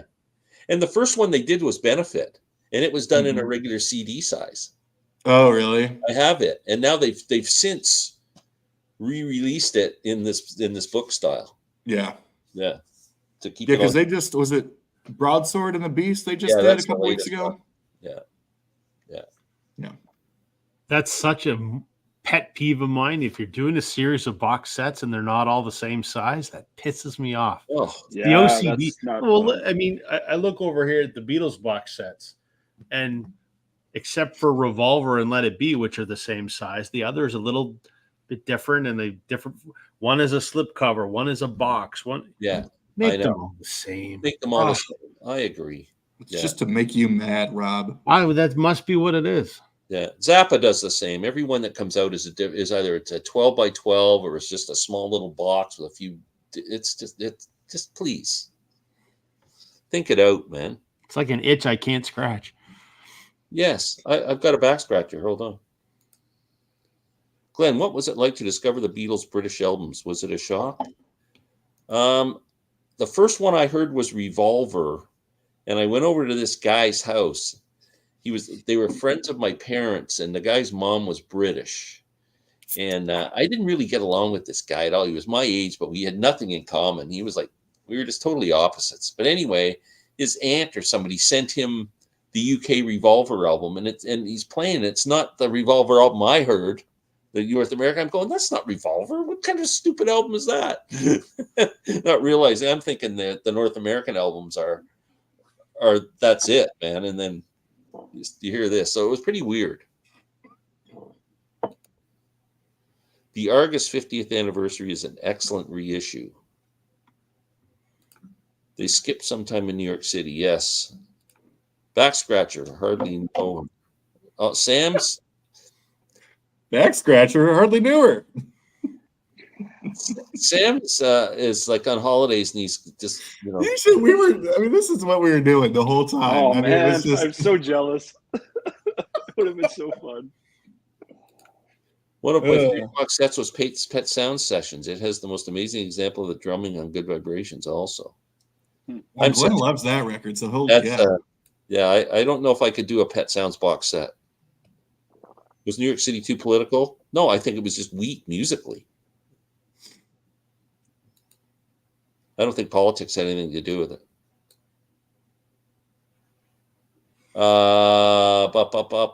PC police wouldn't like something. No, I guess there's a couple. I guess there's a couple of lines and songs or song titles that might be. But hey, it was the times. Rob, you're up, buddy. All right. I don't know if this rationale for a reissue has been mentioned in the discussion tonight or not. I think Alex may have touched on it. This was the very first time that this album was repressed. This is Oasis, What's the Story, Morning Glory, one of my favorite albums of all time. Originally came out in 94 or 5 or whatever. And I think Alex said a lot of those 90s records suffer from, CD music being put on vinyl at the time and not a lot of consideration being given to the vinyl experience at the time. And the other thing too is, this in North America, this was the album that broke Oasis, that made them huge. And to find an original, I don't have one. They're very expensive because there's not a lot of them. I have an original B here now, which is the album after this. I have an original 96 or whatever. But this was the very first time they reissued this. And I can't remember, the mid-aughts, I think, was when this reissue came out for the first time. And it sounds great, but I'm thankful for that reissue because I'm a vinyl guy. I want to listen to albums on vinyl. I don't want to listen to them on CD because I don't enjoy that experience as much. So had it not been for a vinyl reissue, I wouldn't have this on vinyl. I have a counterfeit version that was all I could find at the time until they came out with the first reissue, and I'm glad they did. And the other thing that was nice about this is it's just it's 2 LPs, which is great. But I believe it came with a download card, and you could download what was also available on the CD. So there was another, 40 or 50 songs. A lot of them are live performances. There's a few demos, but it's mostly live stuff. And I love live stuff. So this is a great reissue because I can't afford an original or you can't find an original. And it gave you that download option for a bunch of live stuff, which I think is fantastic. That's something I wish I knew a lot more about would be, and I guess it varies from, decade to decade probably, but understanding what a good live album can be and what it can't be. Like I've heard people say, oh yeah, you don't want live from the soundboard. And other people say, yeah, you do want live from the soundboard and all that kind of stuff. But there's so many live recordings out there, and they're I feel like they're hit and miss. I don't have a lot of them, but the ones I do have, they're like all over the place. And the greatest live records of all time that people cite all the time aren't even live. Yeah, So you get like Little Feats Waiting for Columbus. They took it in the studio and pretty much played over top of it. Yeah, which I don't necessarily have. That's Kiss Alive and that's Unleashed in the East. I mean, that's so many of these classic live albums is they had to do that, and Grateful Dead were pretty sloppy in their day. You know what I mean? And so like I get it, like that's what you're going to do, but it is funny that it's like exactly what you're saying. If like I don't know what makes it good or bad, and I'm like probably if they took it into the studio and overdubbed it. Well, probably the most, I would say, the most respected live Dead stuff is the European tour stuff, and they took that back in the studio and redid the vocals. And is that what happens? Like I'm totally ignorant here. Like that's a common practice. Yeah. You always get, even the Stones, they all go back, and especially they redo their vocals. I've seen the Stones like releasing like live videos. They've gone back on the same stage that the video was recorded in after the fact and stood on the stage and re-shot certain parts to edit into the actual live performance. Because very famously, Eagles Live, when it came out after the Eagles broke up in 1980, and they were fighting, but they were still sending tracks back and forth between Henley and Fry to add this and approve that and do whatever, so that this live record can sound good, because those guys are so concerned about their legacy and not concerned about being the biggest assholes in music. Literally, we're talking about adding audience noises to tracks to make it sound like. Well, there are some albums like one of the great albums from the 60s is Cheap Thrills, Big Brother and the Holding Company. Mm-hmm. That's a studio album, except for A Ball and Chain, the last song on it. Mm-hmm. The rest of the album, it sounds like it's a live album, but it's a studio album. It's crazy. I think we need to change direction here and go to a wish list of. Come up with a couple of wish list stuff that you'd like to see reissued, and kind of imagine how you would like that to look. Yeah. Okay. I'll do that, but I just want to show you, Glenn, what I would have also mentioned as a great reissue that I really enjoy, just because I know you would have appreciated it. But it's 45 RPM. I don't care. It's so good. Well, Bob's going to come over and flip the sides for you, Glenn. And then that too. I'm going to show you that too. Is that one 45 RPM too? It sure is. You showed two of the great albums of all time. Because luckily, you would have to get up 6 times for the Blonde on Blonde, but Sad Eye Lady of the Lowlands is all on one side. All on one side, yeah. Boy, if you had to get up during that, I would have boycotted. So now with Muddy Waters Folk Singer album, that album is so well recorded. I don't care if you have it on 45, 30, 78. I mean, I've never heard a bad pressing of that. I've had just regular CDs, SACDs, audiophile recordings. I got a regular album I bought, just a regular 33 RPM standard edition. And it sounds fantastic. Yeah, and I would just add real quick to Jason's point. So I was laughing when he was going because he was talking about the Noble Records reissues. And I grabbed one of those too. Totally agree. I try to buy as many as I can, especially because there's definitely a theme of that early 70s sort of psychedelic hard rock like stuff. The one I was most excited about that I pulled was from a little while ago from bands called Poobah.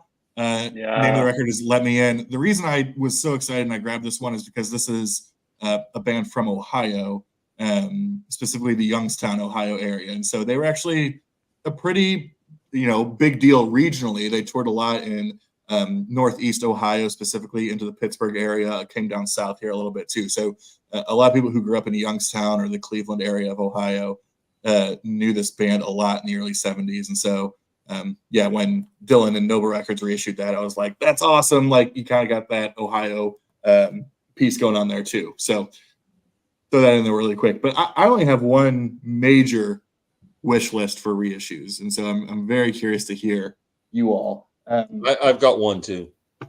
Yeah, and for me, I think I'm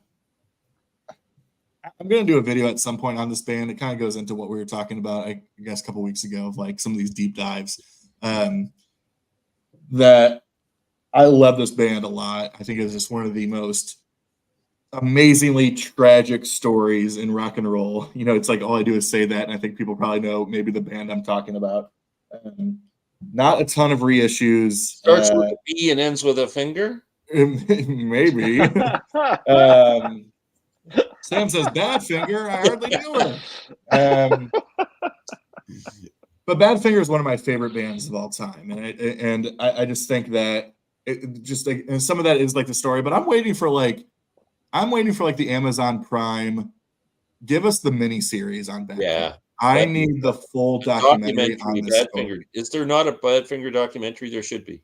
I think there's probably some like one-off things on YouTube and stuff, but like I need the full thing, right? Like I need the Sparks documentary, but for Badfinger. Is there even a book? Has anybody ever written a book on the band or anything? I'm sure there is. Yeah. I mean, it's a sad story, but it's interesting too. Yeah. So their first studio record under the name Badfinger was Magic Kristen Music. Not technically a soundtrack, but a lot of people sort of, I think, associated with the soundtrack. Before they became Badfinger, they were known as the Ivies. Signed to Apple, had to change their name due to a couple different stories. One was that they were being confused by a British band at the time called Ivy League, and so they're concerned that Ivies would change it. But the Ivies released this is technically the second studio album. The first studio album was a record the Ivies released called Maybe Tomorrow. Maybe Tomorrow was later done later in a different way. But due to Apple Records at the time, again, different stories. This is why we need a documentary. Maybe Tomorrow, as the first record, was only released in 3 countries. I think Japan, Italy, and then maybe Germany or Spain. Was never even released in the UK. And so it was only saw a pressing on vinyl in 3 countries. Goes for significant dollars if you can find it. And it has never, ever, ever, ever seen the light of day. I do think it got maybe a CD option sometime, but was never actually pressed. And so my record store day sort of style dream is to have Maybe Tomorrow, that actual debut from the Ivies, to be pressed back on vinyl. Not their last studio record, but their last with Pete Ham before he tragically took his own life was Wish You Were Here back in 1975, 74. This is an original UK pressing of this record. Story with this is this was released and was out on shelves for 7 weeks before it was taken back by Warner Brothers and then was removed from the shelves. So you can still find it out there. It's not a terribly valuable record, but you don't see them a lot just because it was removed from the shelves. But a really, really great record. And just the story of how they were with Apple. They went to Warner Brothers. They signed some of the contracts that these bands were signing at the time of committing to 8 records in 5 years. I mean, it's just wild that those are some of the contracts. But this was sort of the last fully proper album. But after this, they did write and record an album called Head First, which that would be the formal last with Pete Ham.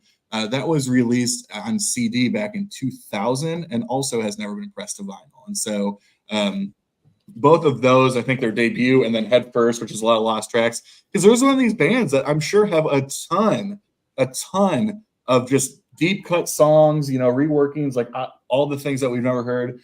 This wasn't a record store day reissue several years ago. This is sort of from their Badfinger self-titled from 73, 74, as well as Wish You Were Here from right around the same time. A lot of, rarities, outtakes, those types of things that did come out on record store day, which is a cool find. But I want and I need more. And so specifically those 2, which are records that were written, recorded, that we've never fully have seen actual vinyl pressings of, that I would just love to see. And that's like my record store day sort of reissue dream, is to get those pressed. Wow, that'd be nice to see a Wow, Badfinger well box said. set. career retrospective. Ooh, Yeah, get me warm, Glenn. yeah, I'm in. I would do that. That's a great choice. I'm gonna get caught up here on a few things. Love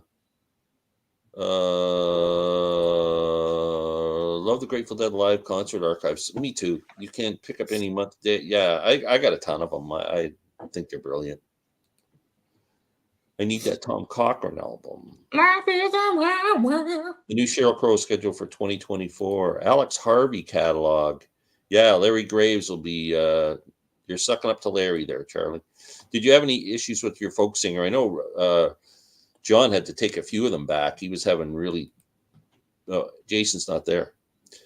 Love to see George Harrison's 33 and a third. Well, I think they're going to start reissuing all the George Harrison catalog now. I think they're working on it. Hard to find one, Rob. It's readily available. The concert was even better. What's that about? It's the Tom Cochrane with the okay. Winnipeg Symphony.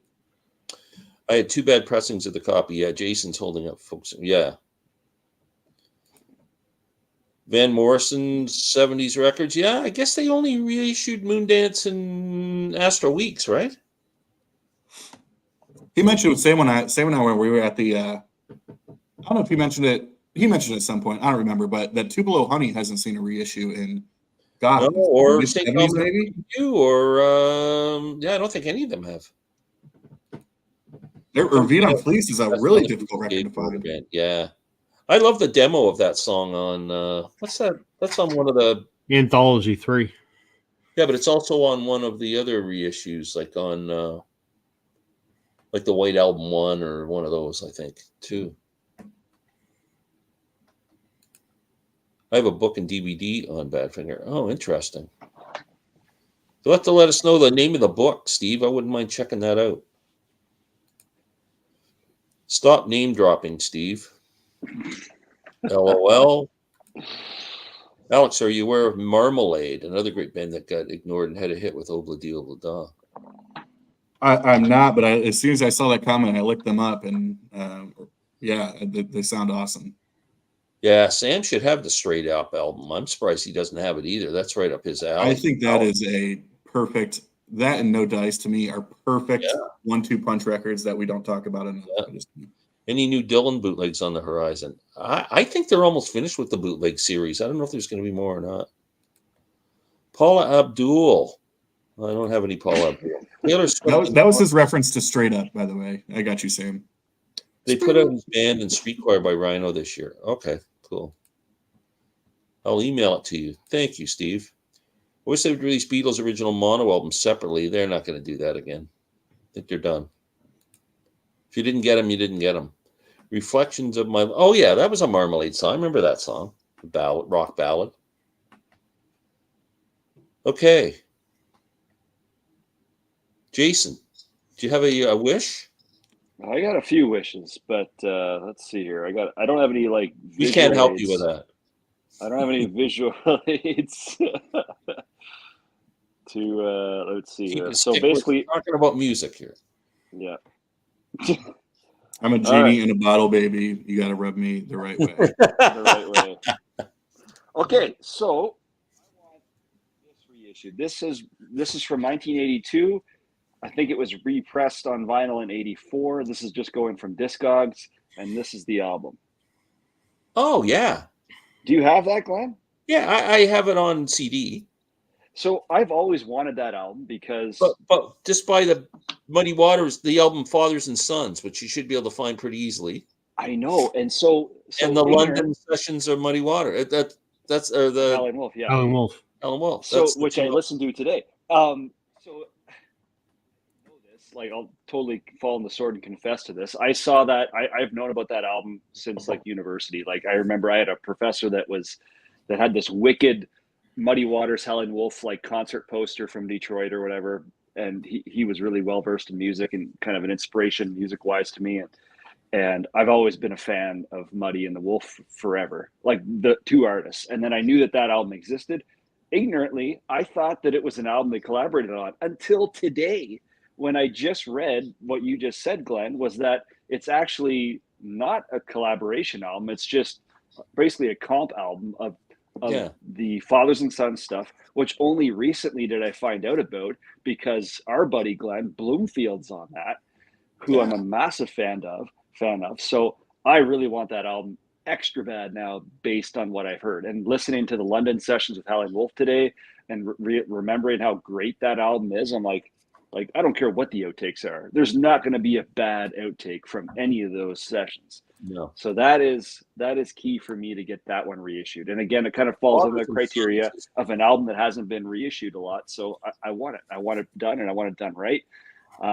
The other one that I want, I'm going to go grab the Fathers and Sons out. Yeah. The other one that I want is, let's see here, how I'm going to find this. This is, and this comes back to what we were talking about earlier, Alex, about jazz stuff. So jazz for me was it's a pretty daunting thing to get into. Like when I first, started realizing that, hey, you know what, I actually like music more than the average person or whatever. I gravitated more towards the blues, but I had at the outset, I had just download, LimeWire or Napster and went to the public library and got all these CDs from I had Blue Train for Coltrane. I had a Charlie Parker CD, but I kind of just went more towards the blues stuff. And so when I realized that it's time to get back into jazz, I find myself gravitating towards more organ-based stuff and more kind of funk stuff a little bit. Fascinating. And yeah, I do like all the classic series that aren't that, but what I did really find myself liking and I want a reissue of, and it's been done a couple times, but not since '93, is Freddie Roach, Down to Earth. So that for me would be another Grail album. Is that Blue Note? No one really talks about him. That was his first album, and it was on Blue Note. And I think after that, he kind of maybe went to a different label, but that was his first thing. So I want to see that. I want to see the Kevin Gray treatment. I want to see the Stoughton jacket. I basically want a tone poet of it.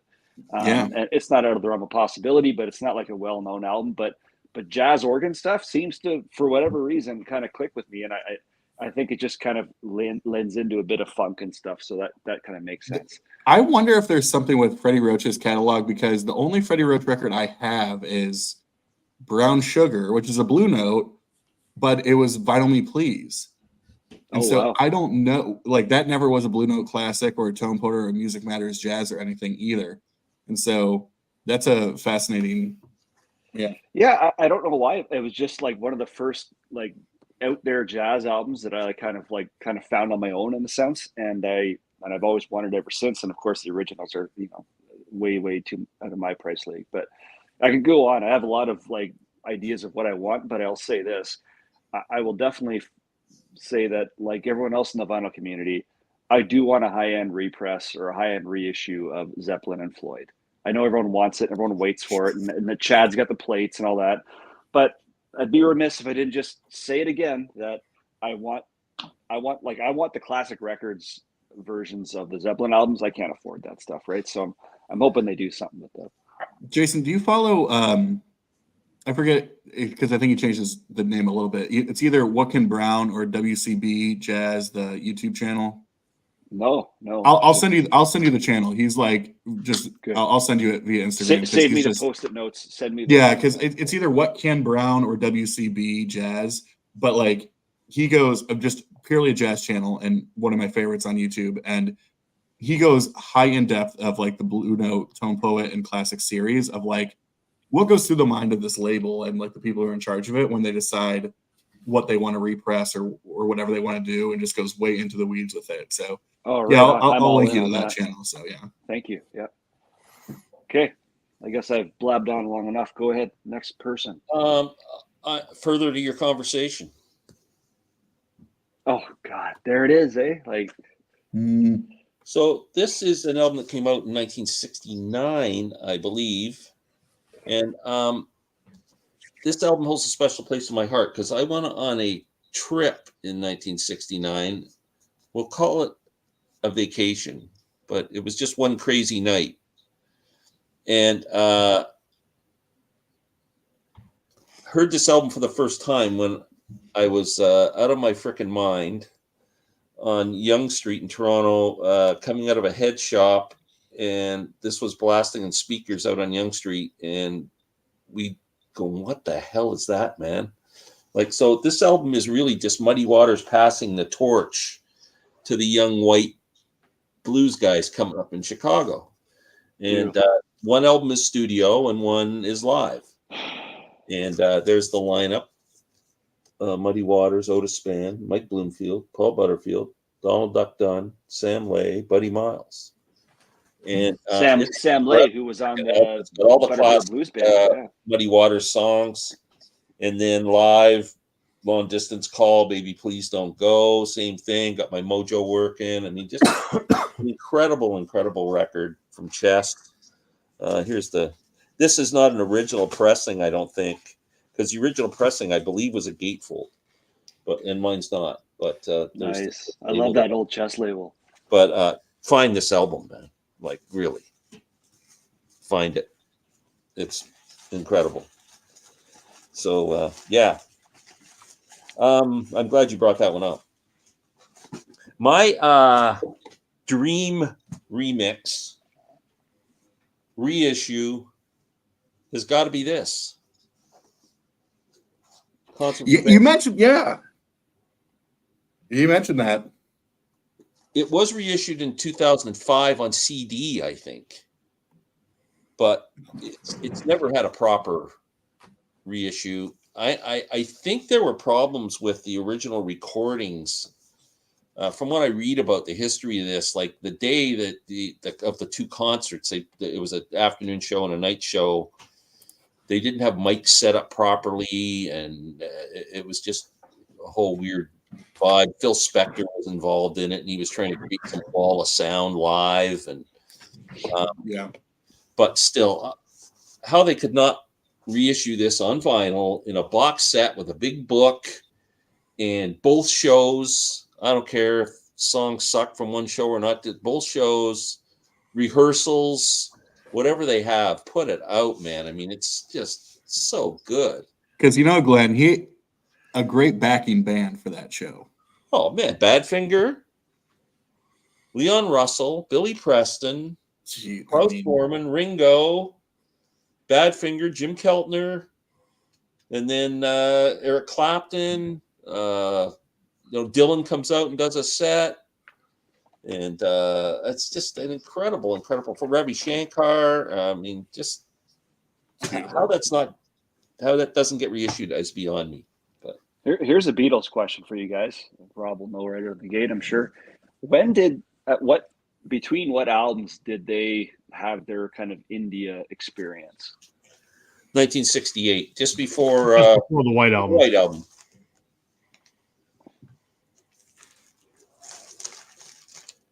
They started to get into it in 67 after when Brian Epstein died. Actually, they were in Wales, I think, at a conference with the Maharishi then, and then then shortly after, when the year turned to 68, they went to India and wrote most of the songs from the White Album. So there's a photographer who lives in, I think he's from Toronto, named Paul Saltzman. Yeah. You know who I'm talking about? Yeah, he was there. So he was there. He was a young kid and happened to be in India at the Maharishi's place when the Beatles showed up. And he was an amateur photographer, and he took hundreds of photos of the Beatles at the Maharishi's retreat. And he's since published a book about it. Yeah. And I remember I'm going to say probably 15 years ago now, maybe almost 20 years ago, I was at like a home show or something, and he had a booth set up and he was selling the book. And most people weren't interested because it was a friggin' home show. I stood and talked to Paul Saltzman for 2.5 hours, and he's telling me all these stories about, one morning he was walking, to go have breakfast, and John was sitting on the front porch playing for the first time, whatever the hell song. And John would be like, "Hey, come listen to this. What do you think of this?" And he was telling me these stories. And I'm just like, wow, I just can't even imagine. When that album that book was released, he did it was like a show. He went downtown, he had a room in a hotel or something. I can't remember where the hell it was. Yep. And he had all the photos all framed and blown up and everything all over. And I went to that. Yeah. To see the premiere of the book launch. And it was It was great. It was just me, and I talked to the guy for over 2 hours. It was Yeah. because there was no one else. Everyone Amazing, was, You're just totally innocent and be at the right place at the right time. right, because everyone else at this show was too busy. I don't know, it was a home show, but it wasn't like a music thing, and so no one seemed to give a shit. So I yacked his ear off, and he yacked my ear off. It was great. That's awesome.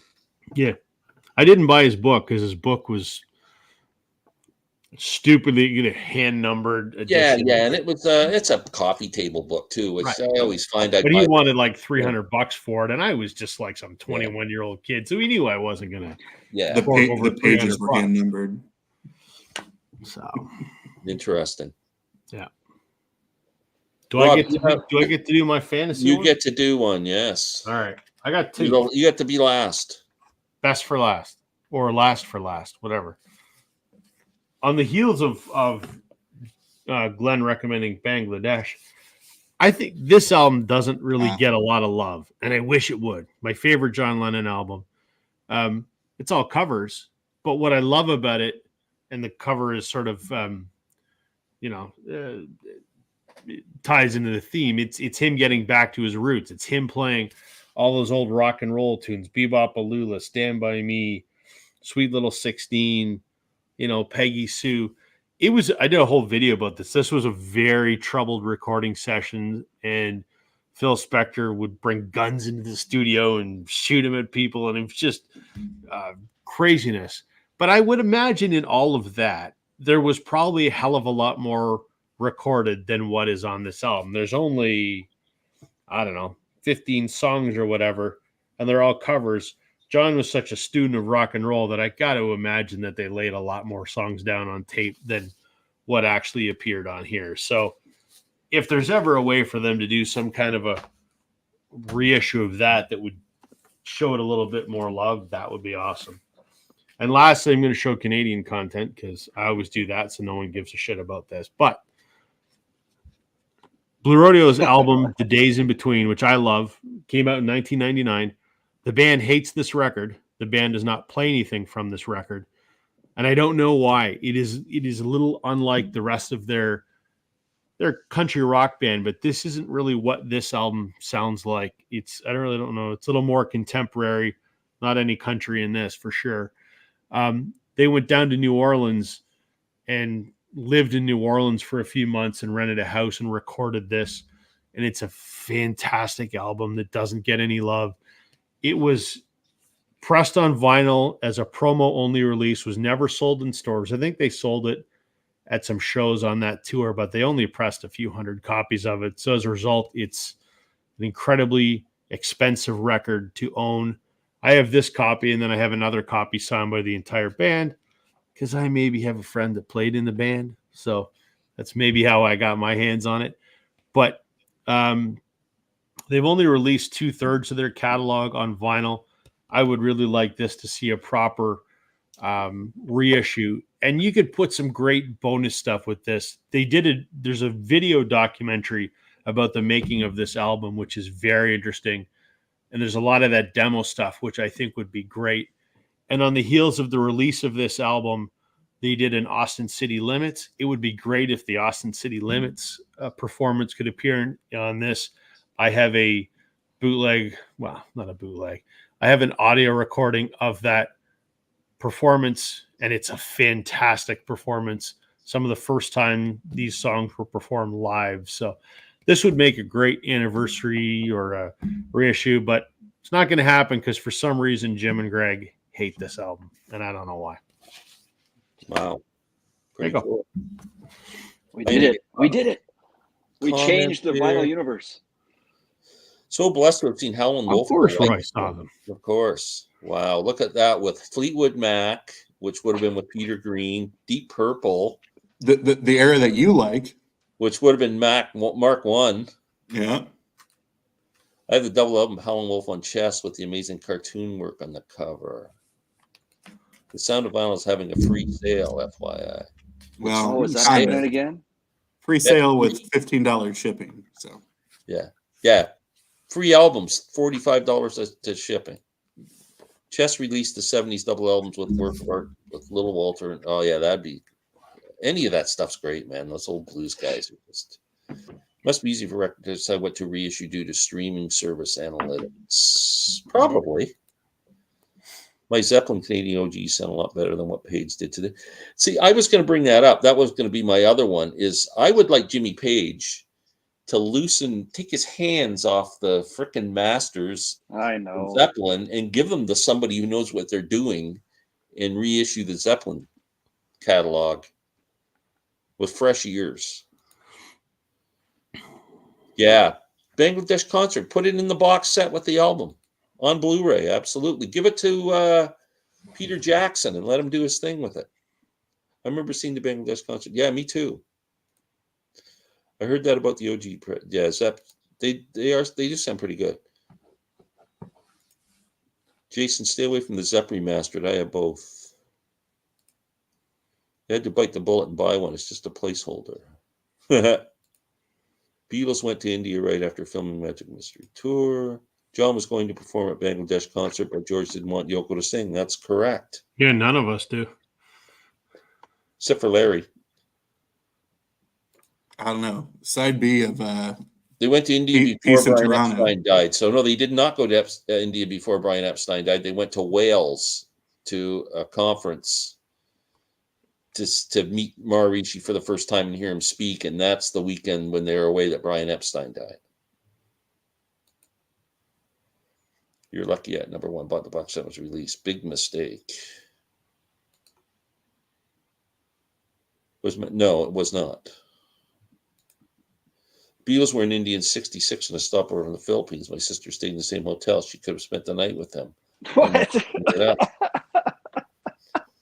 There's probably a lot of women who stayed the night with them. Roy is the fifth Beatle. Larry's dream supergroup would be Yoko singing. That's perfect. That's perfect. Wow, what a way! That's great. What a way to end the comments. Perfect line. So, what do you guys got coming up? Anything exciting before we say goodnight? Alex, tell us what you're up to. Yeah, well, obviously just got back last weekend from taking a trip and was seeing Sam, and we did some stuff. There's some videos on his channel and cool conversation on my channel that we had.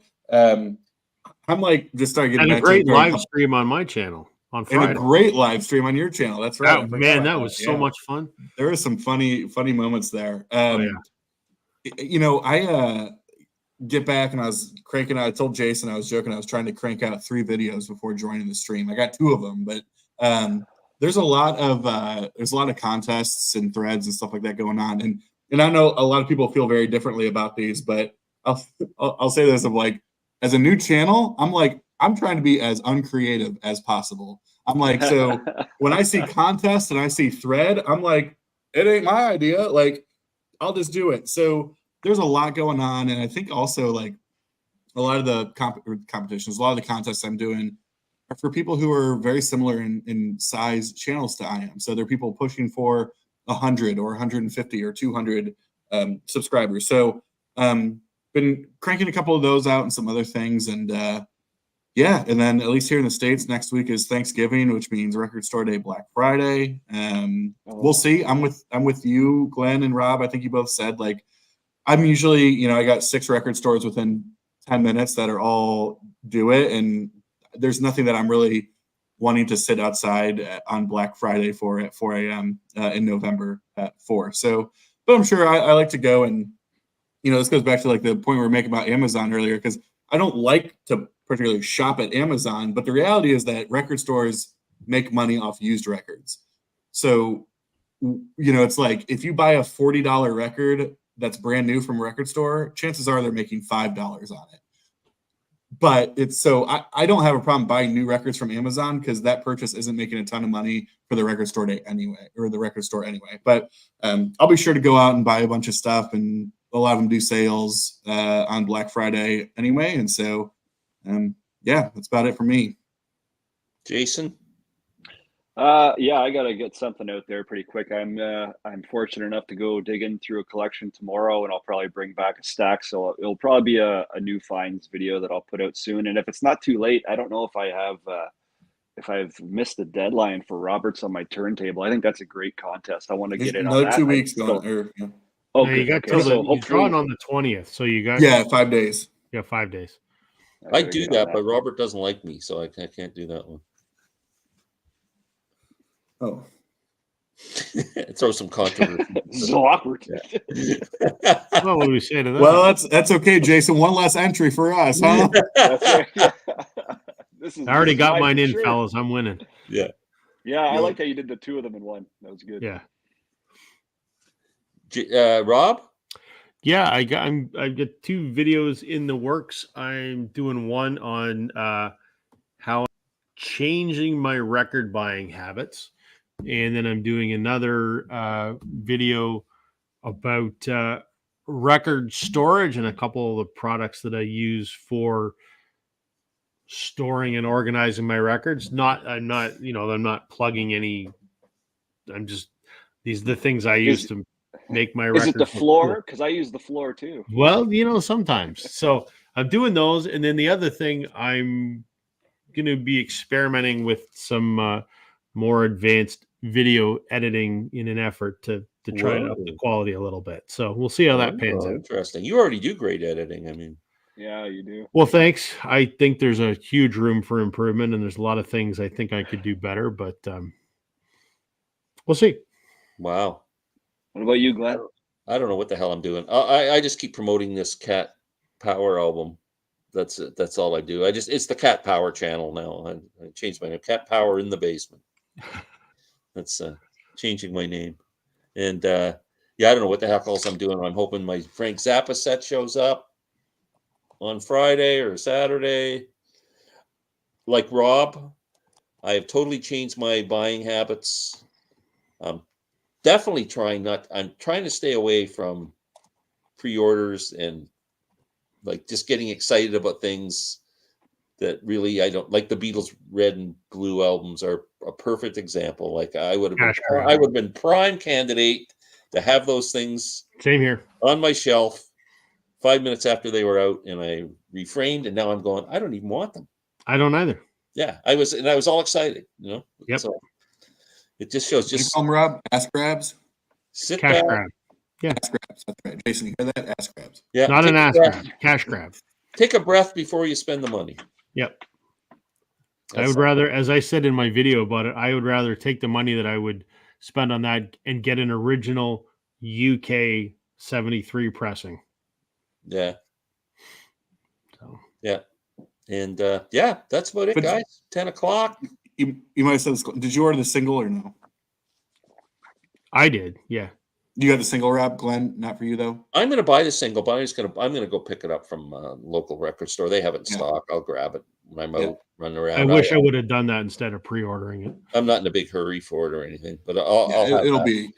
They only have probably pressed about 14 billion of them. Yeah, exactly. I don't think it's gonna be hard to find.